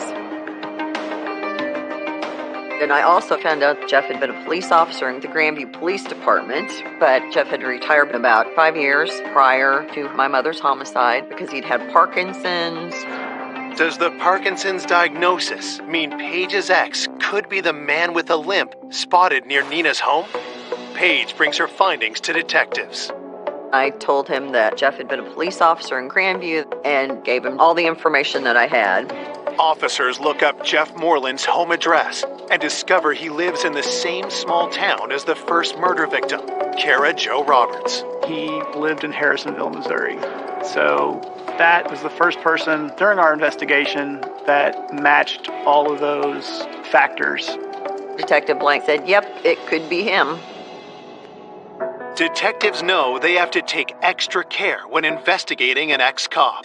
Harrisonville is a very small community, and Detective Blank told me that Jeff knew every law enforcement officer in the county, and that he would find out that he was under investigation. Investigators decide a direct approach is the best option. We did not believe that we had probable cause at that point to get a search warrant to get his DNA. So we went down and knocked on his front door. I did tell him, your name's come up in a homicide, and we need to get a DNA sample from you. If someone were to tell me that, I'd be like, what homicide are you talking about? That was not Mr. Moreland's reaction. He said, well, I've got to go take my cat to the vet, and he went back inside his house. My gut was telling me that we had our guy, but you need to be sure that this is your guy before you go with your gut. Police again ask Jeff to provide a voluntary DNA sample. I ended up calling him and telling him again that, hey, we need your DNA to compare to this homicide, and then we'll be done. Jeff again claims that he's too busy to provide a sample. A week later, investigators receive an unexpected phone call from the police department Jeff retired from, located just outside Kansas City. So the sergeant with Grandview Police Department calls us and says that he's been in contact with Jeff Moreland and he provided him a DNA sample. We rushed down there and we made contact with the sergeant. On his desk, he had a pill bottle.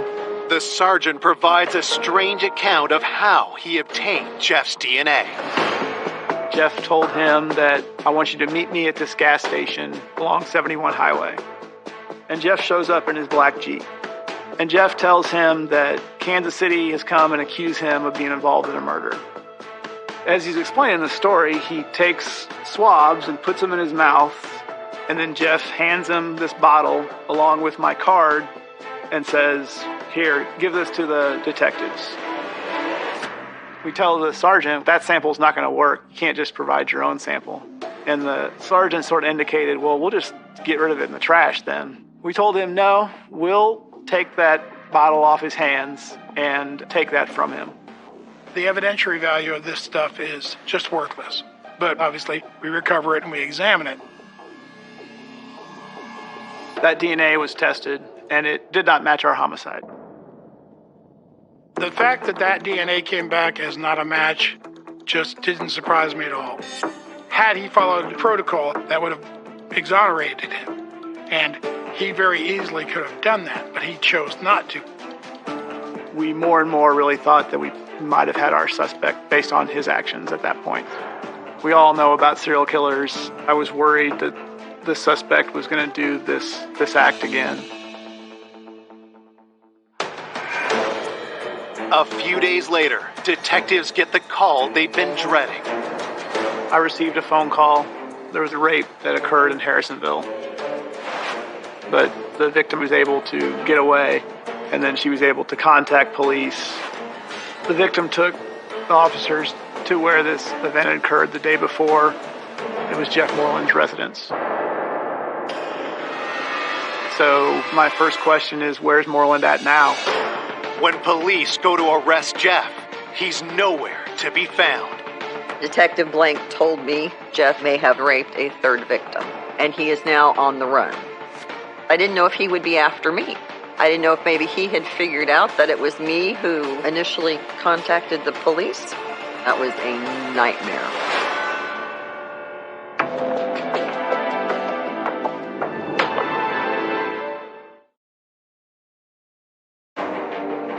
Former police officer Jeff Moreland is the prime suspect in the murders of Kara Jo Roberts and Nina Whitney. Tragically, a third woman has now been attacked, but Jeff has disappeared, and investigators fear he may strike again. When I heard that he had taken off, I was worried about Paige. The detectives told me they truly did not know where he had gone or what he knew. I told Detective Blank he would probably find Jeff in Iowa near his family. As Paige predicted, a trace on Jeff's cell phone leads police to a motel in Iowa. He had taken a bunch of over-the-counter sleeping pills. He tried to take his own life and then ended up in a hospital in Des Moines. Jeff survives the suicide attempt, and he is taken into custody by local police. We headed up there to Iowa to get Mr. Moreland's DNA. We drove all the way back from Iowa with it. We wanted to be sure he wasn't going to get out of custody or bond out or whatever. And then the next morning, we got the DNA results back. We told Paige that his DNA matched both crime scenes. Jeff is, in fact, involved in the murders of Kara Jo and Nina. It just blows my mind. And it was beyond all comprehension to me. This was 2010 when he murdered my mother. And Jeff and I split up in 1987. I had no idea what Jeff would become.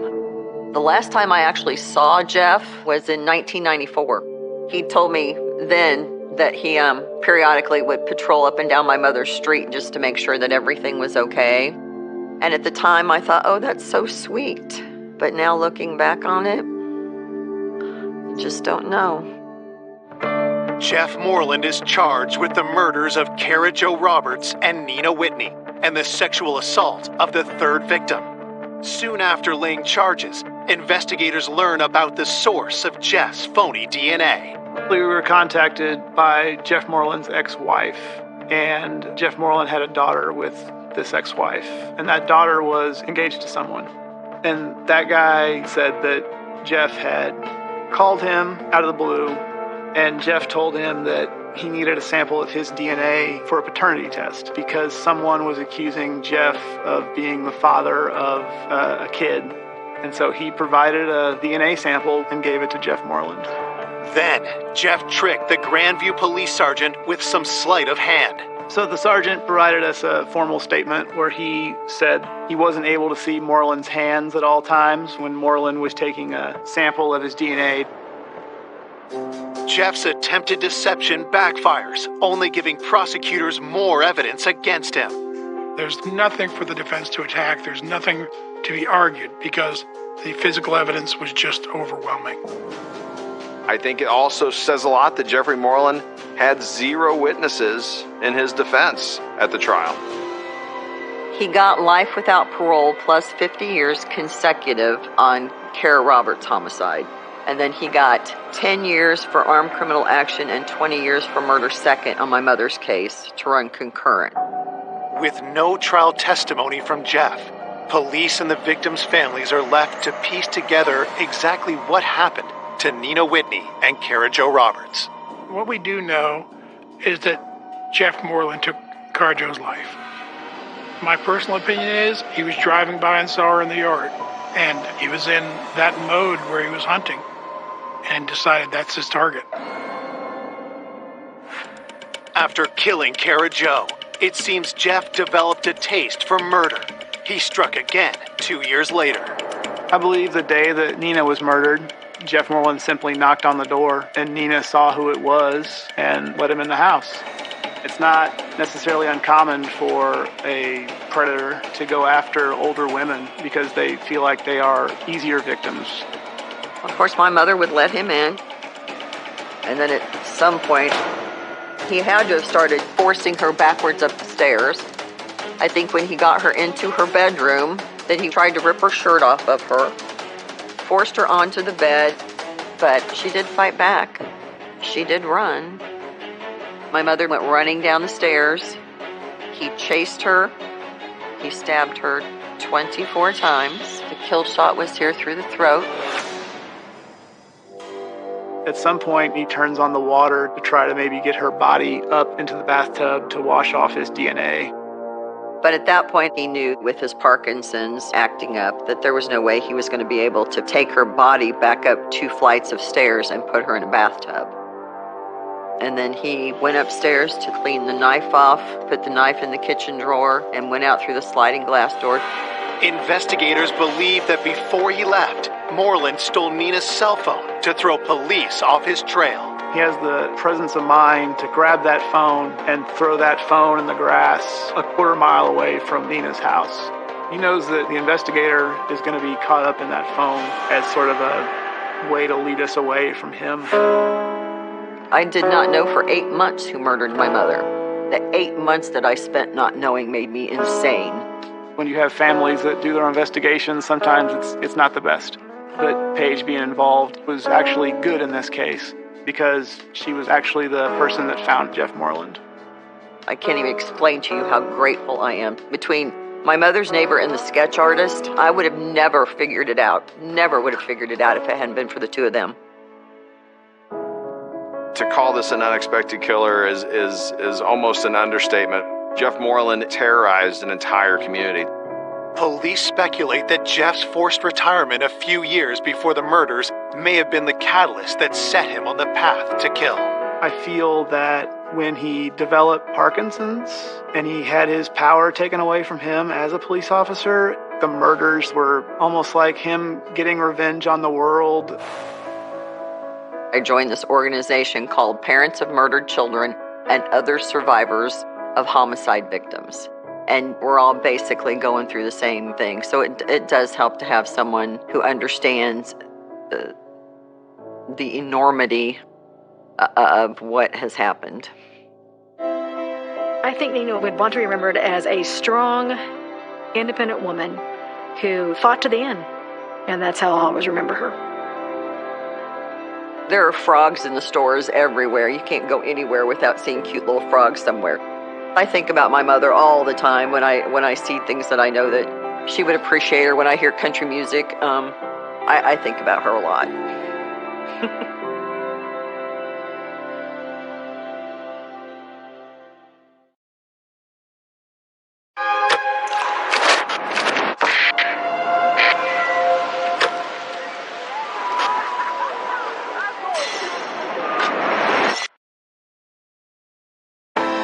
A vibrant, outgoing woman starting the next chapter in her life. She's just retired, and she was very much focused on the future.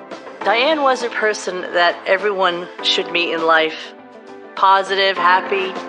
But her life is cut short in a night of immeasurable horror. There was blood splatter everywhere. I never saw so much trauma to one person's body. It chills me to the bone. Police have a complex scene and a long list of suspects. There was over 100 male contacts in Diane's phone. There was always drama with boyfriends. He refused to give DNA. There was something out there that he was hiding.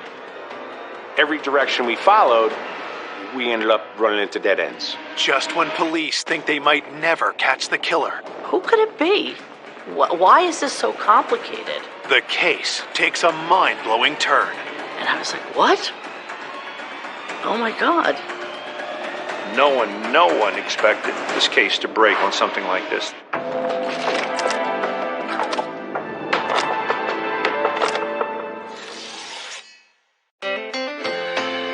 Union Township, New Jersey.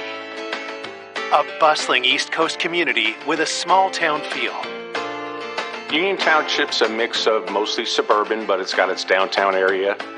It's peaceful, it's quaint, it's safe. But all that changes on a cold November afternoon. 911, where is the emergency? I can't even think of the address right now. Okay, ma'am, listen to me. Take a deep breath. What's going on there? She's not answering. Can you tell me if she's breathing or not? No, she's not. Harry, please. Please, Harry. After receiving a call from the victim's parents, the Union Police responded immediately to the home. The father was across the streets with the mom, and they were clearly in shock. The couple tells police they found their daughter, Diane Zaleski, unresponsive inside. When I got there, there was massive amounts of blood in the foyer. The walls were covered with blood spray. There was just blood everywhere.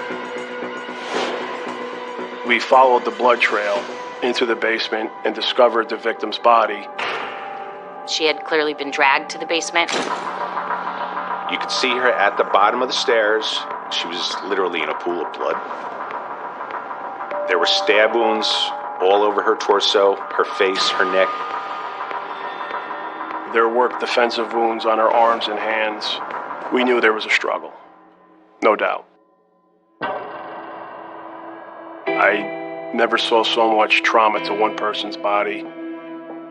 She was partially clothed. There was a pair of black underwear, literally right next to her head. Had the victim been sexually assaulted as well? Investigators find more disturbing clues. There were 2 empty containers of solvent by the woman. It appeared that the body had been cleaned. So this was an effort to obscure evidence. The killer also tried to erase their tracks throughout the house. The kitchen sink was full of soapy water, and inside was the remote controls, some cleaning brushes, and lots of various items that it appeared the suspect had touched. Also, the garbage can was gone, which led us to believe that the killer got rid of DNA or blood evidence or fingerprints. The entire bathroom area was soaking wet. The shower head was not in its cradle. We thought the killer took a shower, so we pulled the drain to check for DNA. The crime scene was, how I would describe it, Herculean. Detectives can't find a murder weapon, but forensics discover what could be a crucial piece of evidence the killer failed to clean up. There was a droplet of blood on the floor. It appeared to be foreign to us. It was cast off and inconsistent with the victim's blood. He had cut himself somehow in the course of the struggle, whether it be from a knife, from punching her. We knew that the guy was trying to cover himself, but it was minute, and they found it. They saw that blood. We immediately swabbed that piece of evidence and transported it to our DNA lab. Detectives get more information from Diane's parents.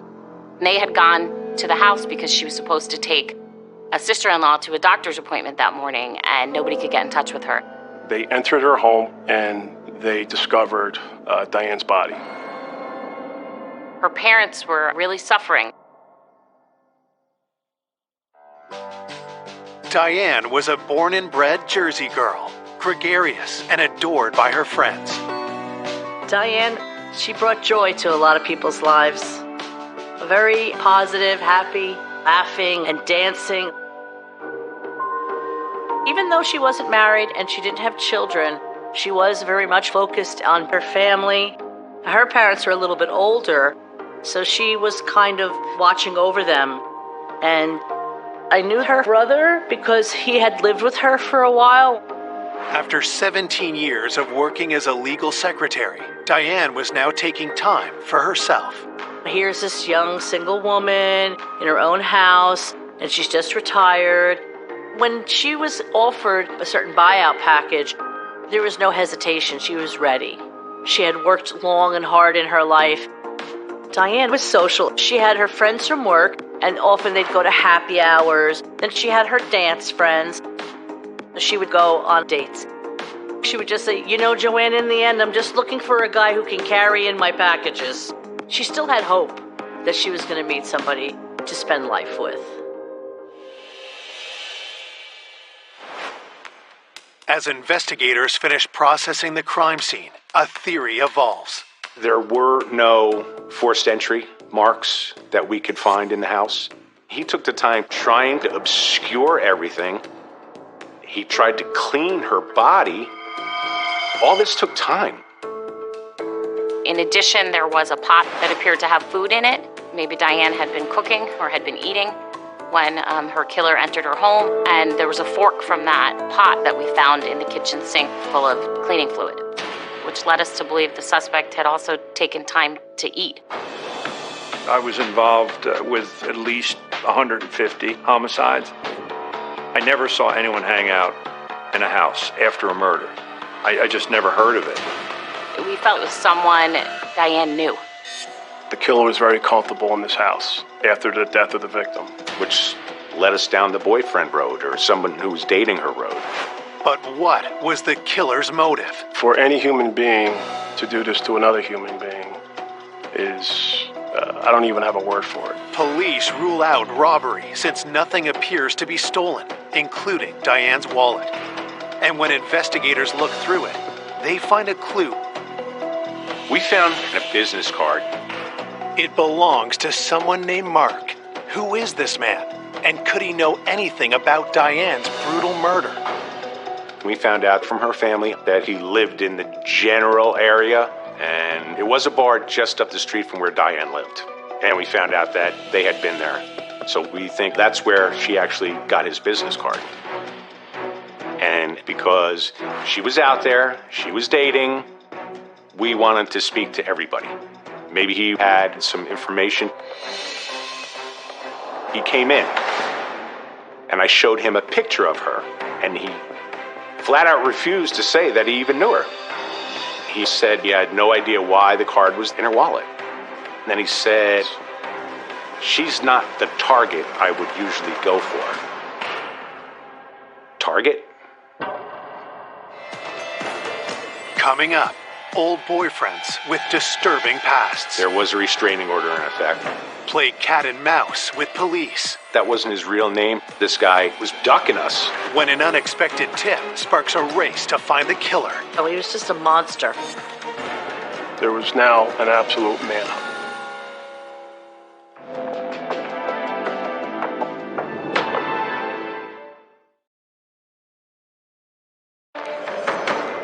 Police investigating the gruesome murder of Diane Zaleski found a single business card in the victim's wallet.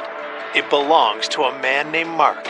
Investigators want to know if he and Diane recently met, and when detectives question him, they become suspicious. The words that came out of his mouth about targets were very strange.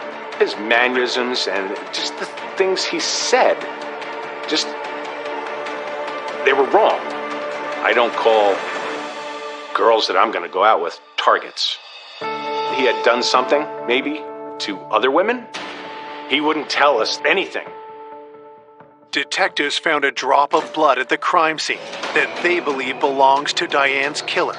Could it be linked to Mark? He refused to give DNA. Just out and out refused. It was something that was concerning to us. Someone who's innocent usually is cooperative. He had taken a bottle of water from us, and when he was finished, he wouldn't throw it out. He left. And he carried his bottle of water with him. So he obviously knew something about DNA. So I followed him. He walked about 2 blocks away from the building, and he threw it. Detectives collect the bottle and send it in for testing. As news of the murder spreads. I couldn't believe it. I just was like, oh my God. Oh my God. It was like a bad dream. I just couldn't believe that it was her. It was just so devastating.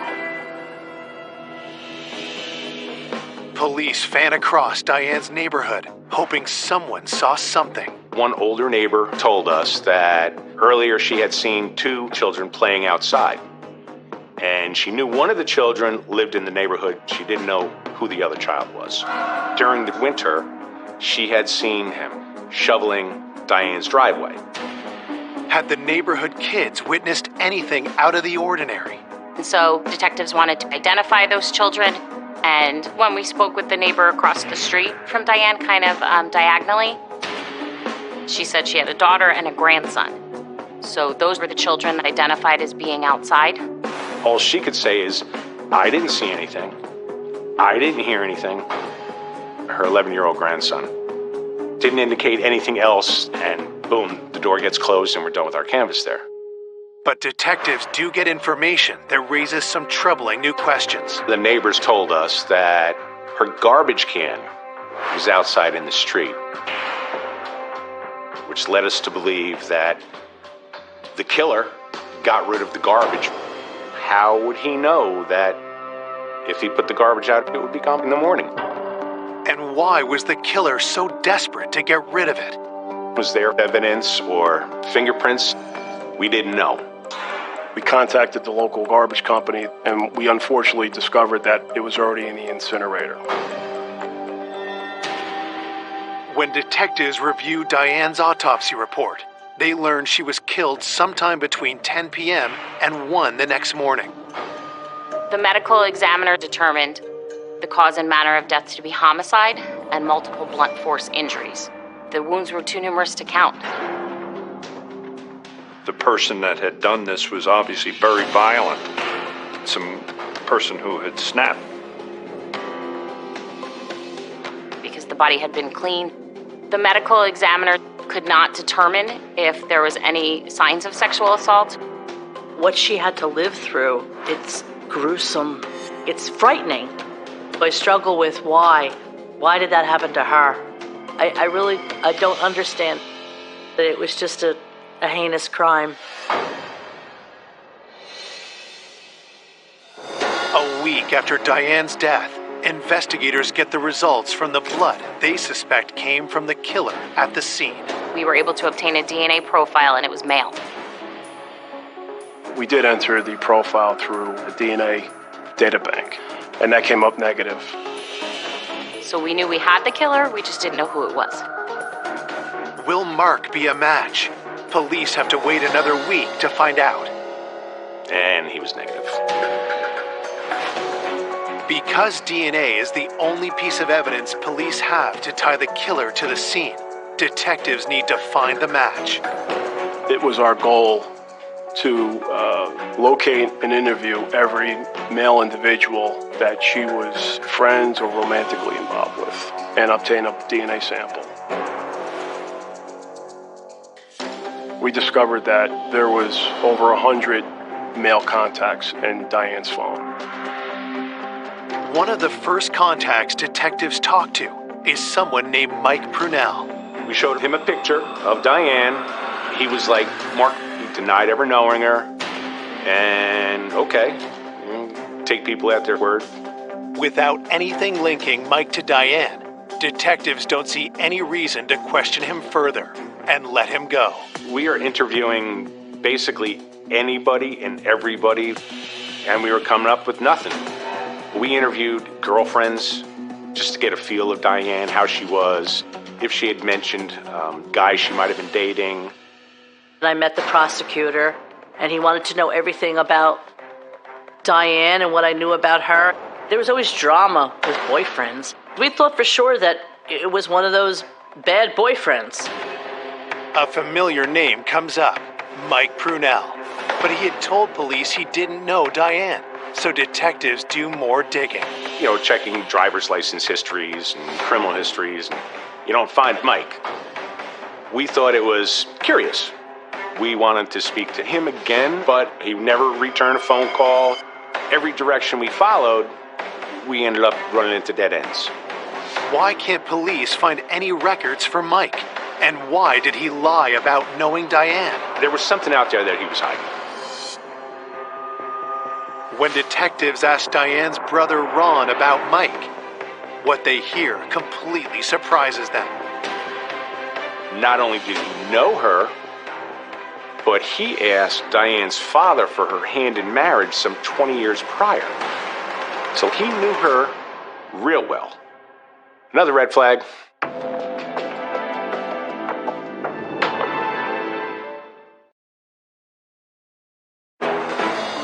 Detectives investigating the murder of Diane Zaleski uncover shocking information about a prior person of interest. A man they interviewed, Mike Prunell, was adamant he didn't know the victim. But Diane's brother Ron tells police that's a lie. We had found out Mike asked for her hand in marriage. He said Mike had an extensive history with her. He'd known her for at least 20 years. Prior to her move into the new house, she was renting an apartment from him for over a year. But he denied ever knowing her when I showed a picture of her to him. Police discover more secrets and lies about Mike Prunell. We found out that wasn't his real name. And when we did find out what it was, we ran his criminal history and we found out that he had domestic violence. And his wife at the time stated that he was beating her severely. He sat on her chest and was just pummeling her face to the point where her eye orbital was broken.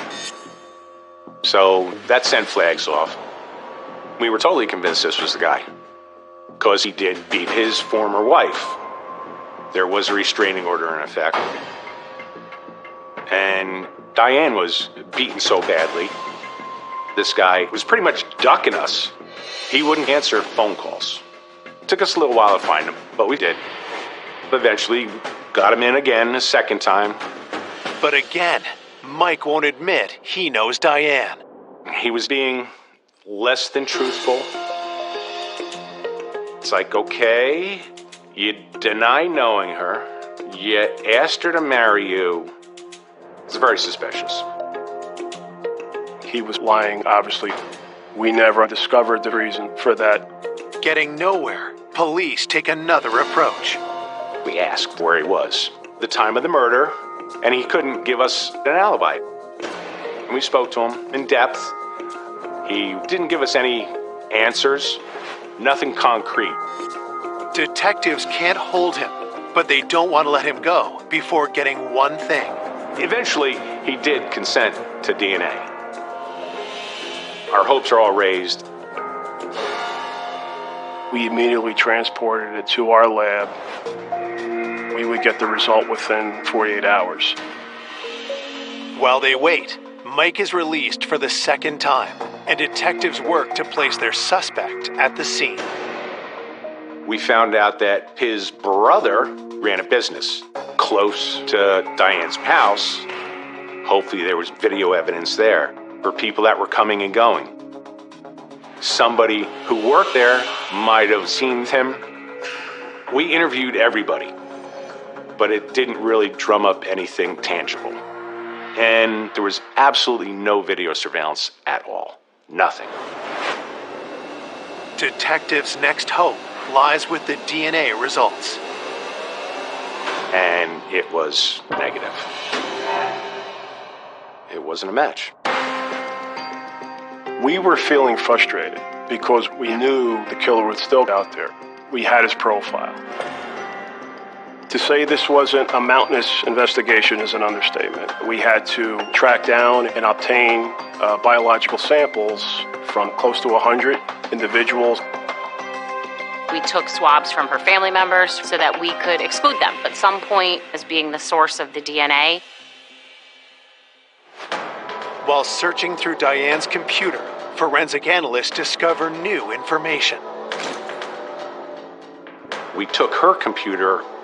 There were several different things that we found. Everything is time-stamped. Hours after Diane's death, there was activity on the PC. Numerous items, technology items, were attempted to be purchased using Diane's credit card. It was someone that was comfortable having things delivered to Diane's house and it not being out of the ordinary if they were the ones collecting them. We knew he tried to purchase an Apple computer, an iPhone, and it didn't go through. We had no idea why the purchase itself didn't go through. We also found that the killer, while in the home, was also searching pornographic websites. I mean, to go on pornographic websites after you just brutally killed a woman. Waiting for justice, takes a toll on Diane's friends. Who could it be? Why is this so complicated? We watch the news all the time and we see these things, we see murders, but when it happens to somebody you know, it's devastating. It's sad. It made me very sad about humanity. That someone is so capable of doing something so brutal to someone that is so beautiful. Everyone that loved her wanted closure on this. 3 weeks after Diane's murder, detectives get results back from the crime lab that send the investigation in an unexpected direction. We tested the black underwear found next to the decedent's head. DNA profile was collected. That DNA came back to her brother.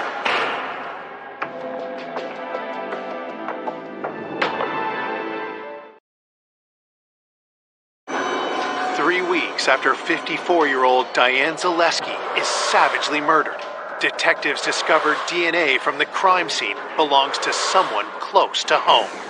The DNA that was in the pair of underwear lying next to Diane came back to Ron, her brother. A lot of things ran through all of our minds. We just couldn't believe it. We thought that there might have been something sexual with her brother, and she had enough. And he killed her. Brutally killed his sister. Diane's brother worked for the Department of Public Works. So he would know when garbage was collected on her street. The killer knew I can stay until the garbage is removed and then I'm safe to leave. So there's a possibility that Diane's brother could have done it, collected all the evidence, and taken out the garbage. The killer was there for a long time. Diane's brother, he knew her pattern, her daily pattern. He would be comfortable staying on the scene, making themselves something to eat. I called him up that night and said, "Hey, do you got 10 minutes to come down and talk to me?" Ron agrees to come in the next day. How do you say this without accusing the brother of basically having sex with his sister? Because that's what it leads you to believe. I have this report saying that Ron's semen was found in the underwear, so I just put the report on the desk and I slid it over to him and I said, "What do you think?" It's like he was hit by a freight train. The jaw drops. He said, I can't explain it. It can't be true.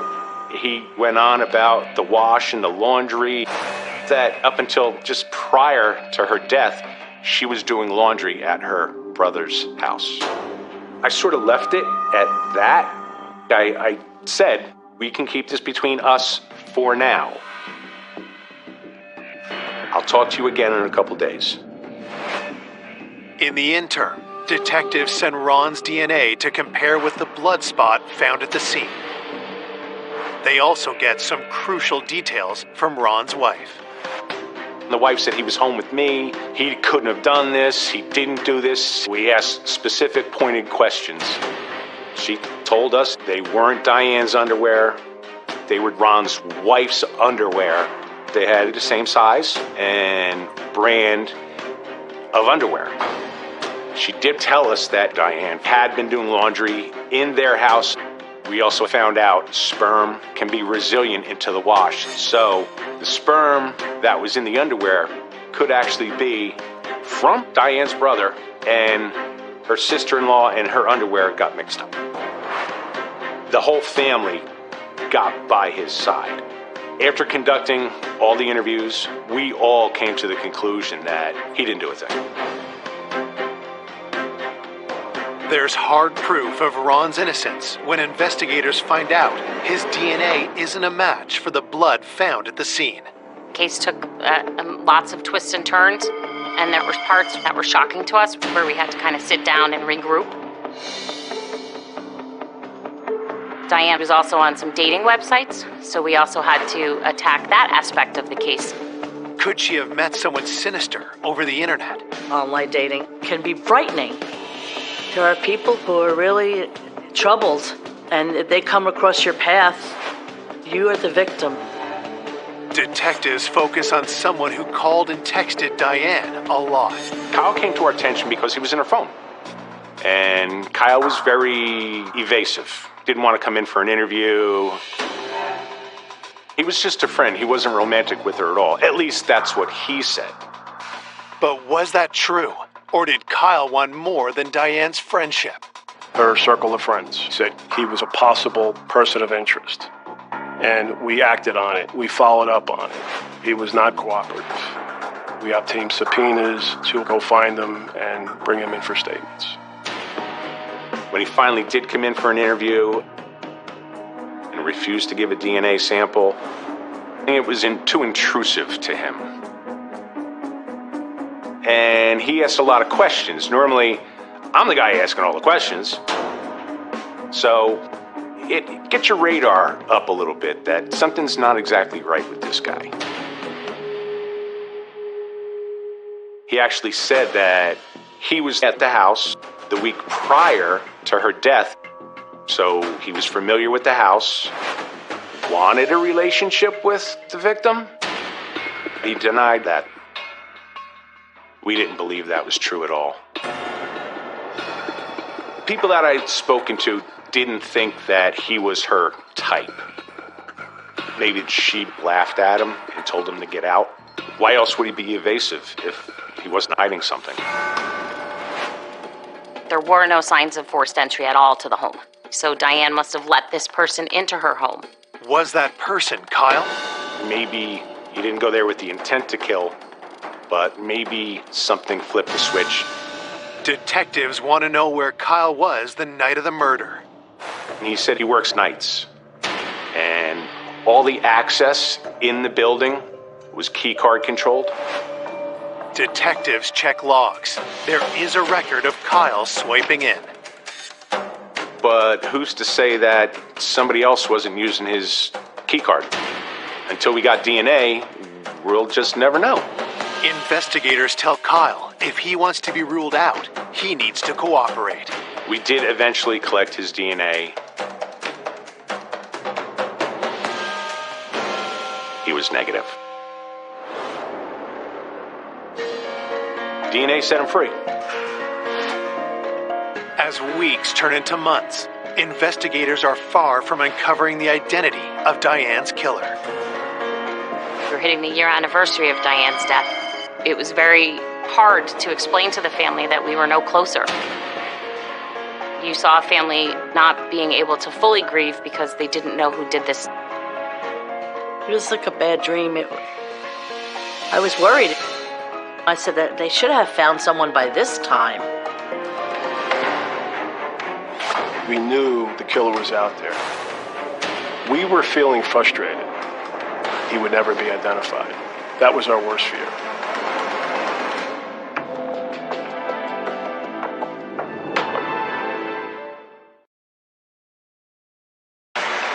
It's been a year since Diane Zaleski was found stabbed to death in her home, and police are no closer to solving her murder. To find her killer, detectives come up with a new strategy. You usually try to piece together the victim's life, but we felt we needed to come at this from another angle and try to figure out who our suspect was. Detective Henderson met with the FBI profile unit to identify what type of behavior a person may have done this to Diane. We talked to psychologists, psychiatrists, and we hashed everything out. Where we went, why we went there, what did this lead, is there anything still open? We went through all the DNA, we went through all the interviews, we went through the whole case. You know, the person trying to buy stuff online, the pornography that was visited, everything. We laid out the whole case. The profile came back to a loner, a petty thief, possibly, someone with psychological issues. Someone that was in her life, but not for a long time. Age would have been younger. It would have been somebody that was into technology. We realized that The individuals that we were speaking to did not fit that profile.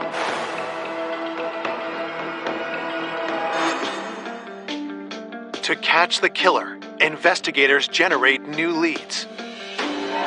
One of the things was on the year anniversary, do a media blitz. Local TV, local newspapers. We just wanted to see whether or not it might stir the pot.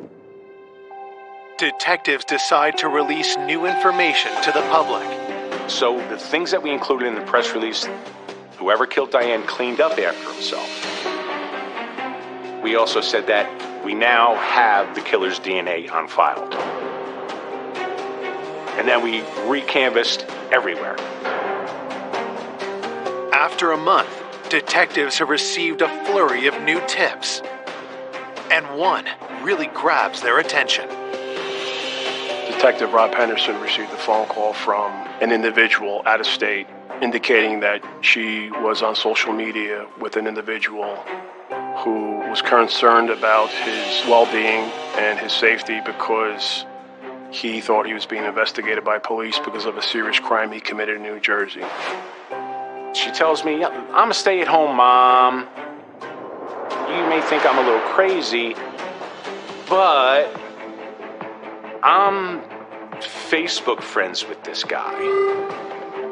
This woman was on Facebook and had met a person years earlier in a Facebook chat room and then eventually formed a friendship with this person.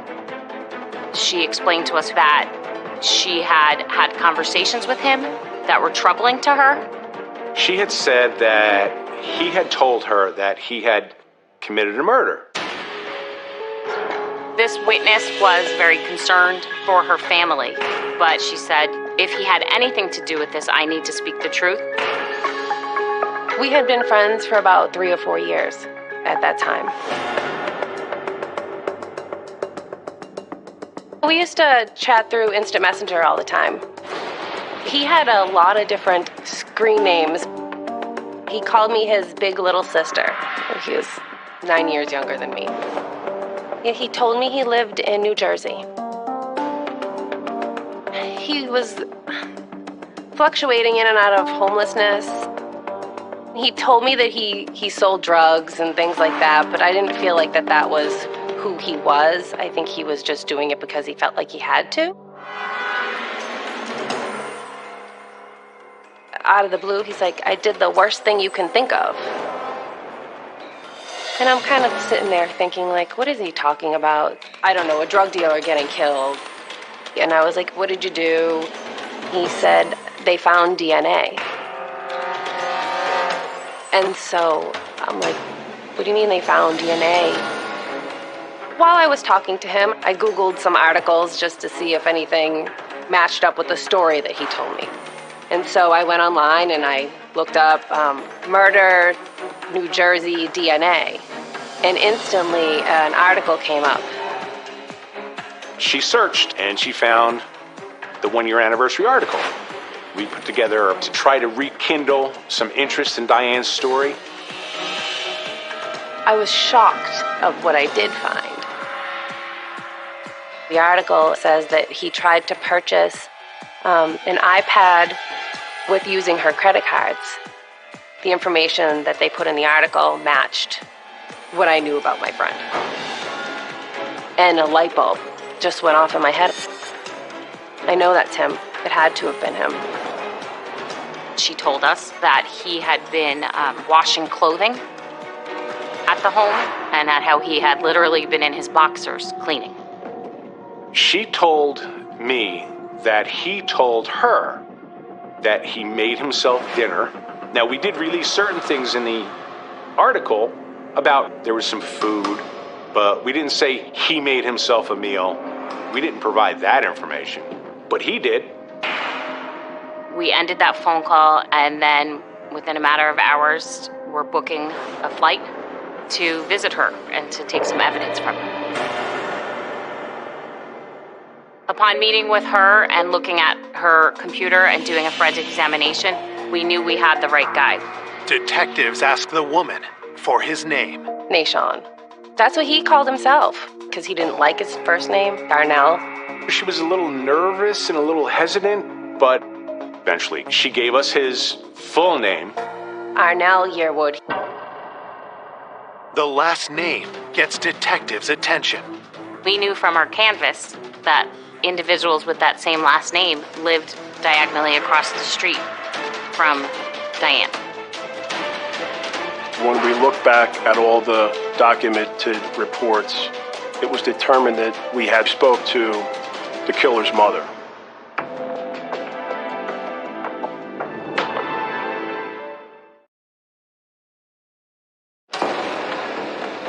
After over a year and a half investigating the grisly murder of Diane Zaleski, police finally get the break they need.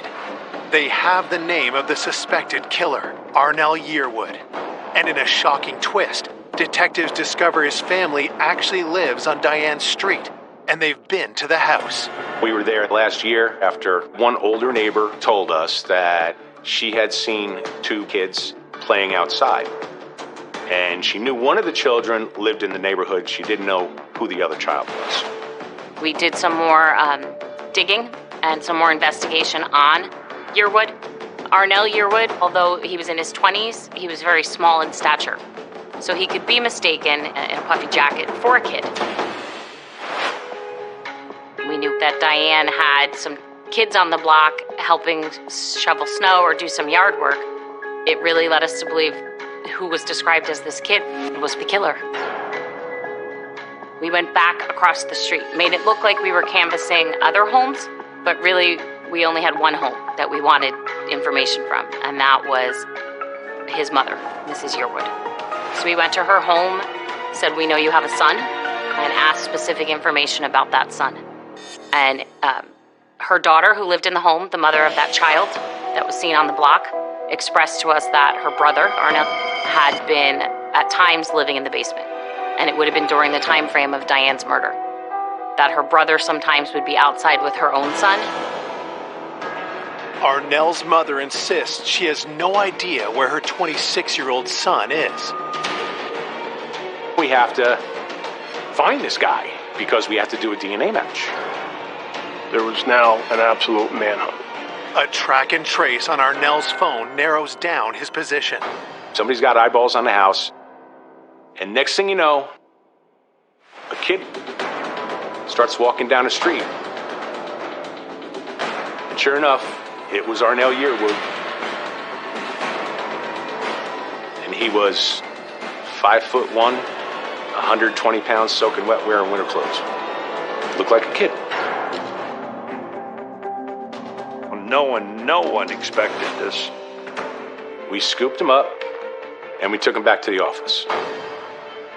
He was nonchalant. I don't know what you're talking about. I don't think I was there then. Detectives push harder, knowing they need to get a DNA sample from Arnell to compare to the crime scene. He did consent, but after we took his DNA, and he stopped talking. My boss called me at 7 o'clock that night and said, "It's him." On April 7th, 2012, police arrest Arnell Yearwood for the murder of Diane Zaleski.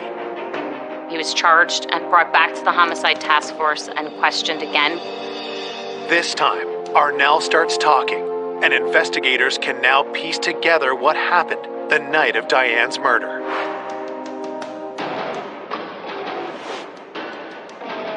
She let him in based on the fact that he was a neighbor. He did small chores for Diane. The garbage, minor painting, cleaning around the house. He entered the house to collect money. Diane looked at him as the nice neighbor kid that she was trying to help.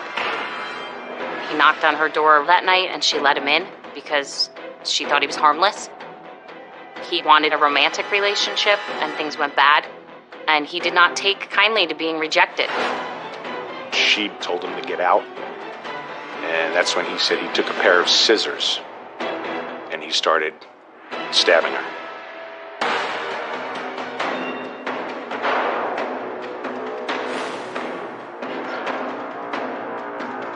In the entrance right at the front door, that's where the first attack occurred. After he had her down on the ground, He was strangling her. He dragged her down the stairs and left her body dead at the bottom of the stairs. And then he went about his cleanup and cleanup of him, the cleanup of her, and his pornography watching. And at some point, he made himself something to eat. But why would this kid brutally murder this vivacious woman? The killer never talked about a motive, ever. And to prove a murder, you don't have to prove motive. We never identified what a motive was. Whatever it was that caused him to act the way he did, so viciously, it will never be explained. In court, Arnell Yearwood pleads guilty to the murder of Diane Zaleski. He is sentenced to 30 years in prison. Oh, he was just a monster. I was disappointed, but I guess that's the maximum you can get. At least there was some accountability, because she deserved that. Her family deserved that. The family made up black bracelets with white lettering that said "Justice for Diane, November 18th, 2010, which was the date she was murdered. And I wore that bracelet up until the day he pled guilty in court and went to jail. 2.5 years I wore that, and I didn't take it off. Losing Diane is like a moment in life, like before Diane and after Diane. It's been quite a few years since she's gone, but I do still miss her. Her heart is still with me. She was so real and very kind, and she was funny. And every once in a while, I could feel her. I could feel her presence. And I think I look forward to seeing her someday again.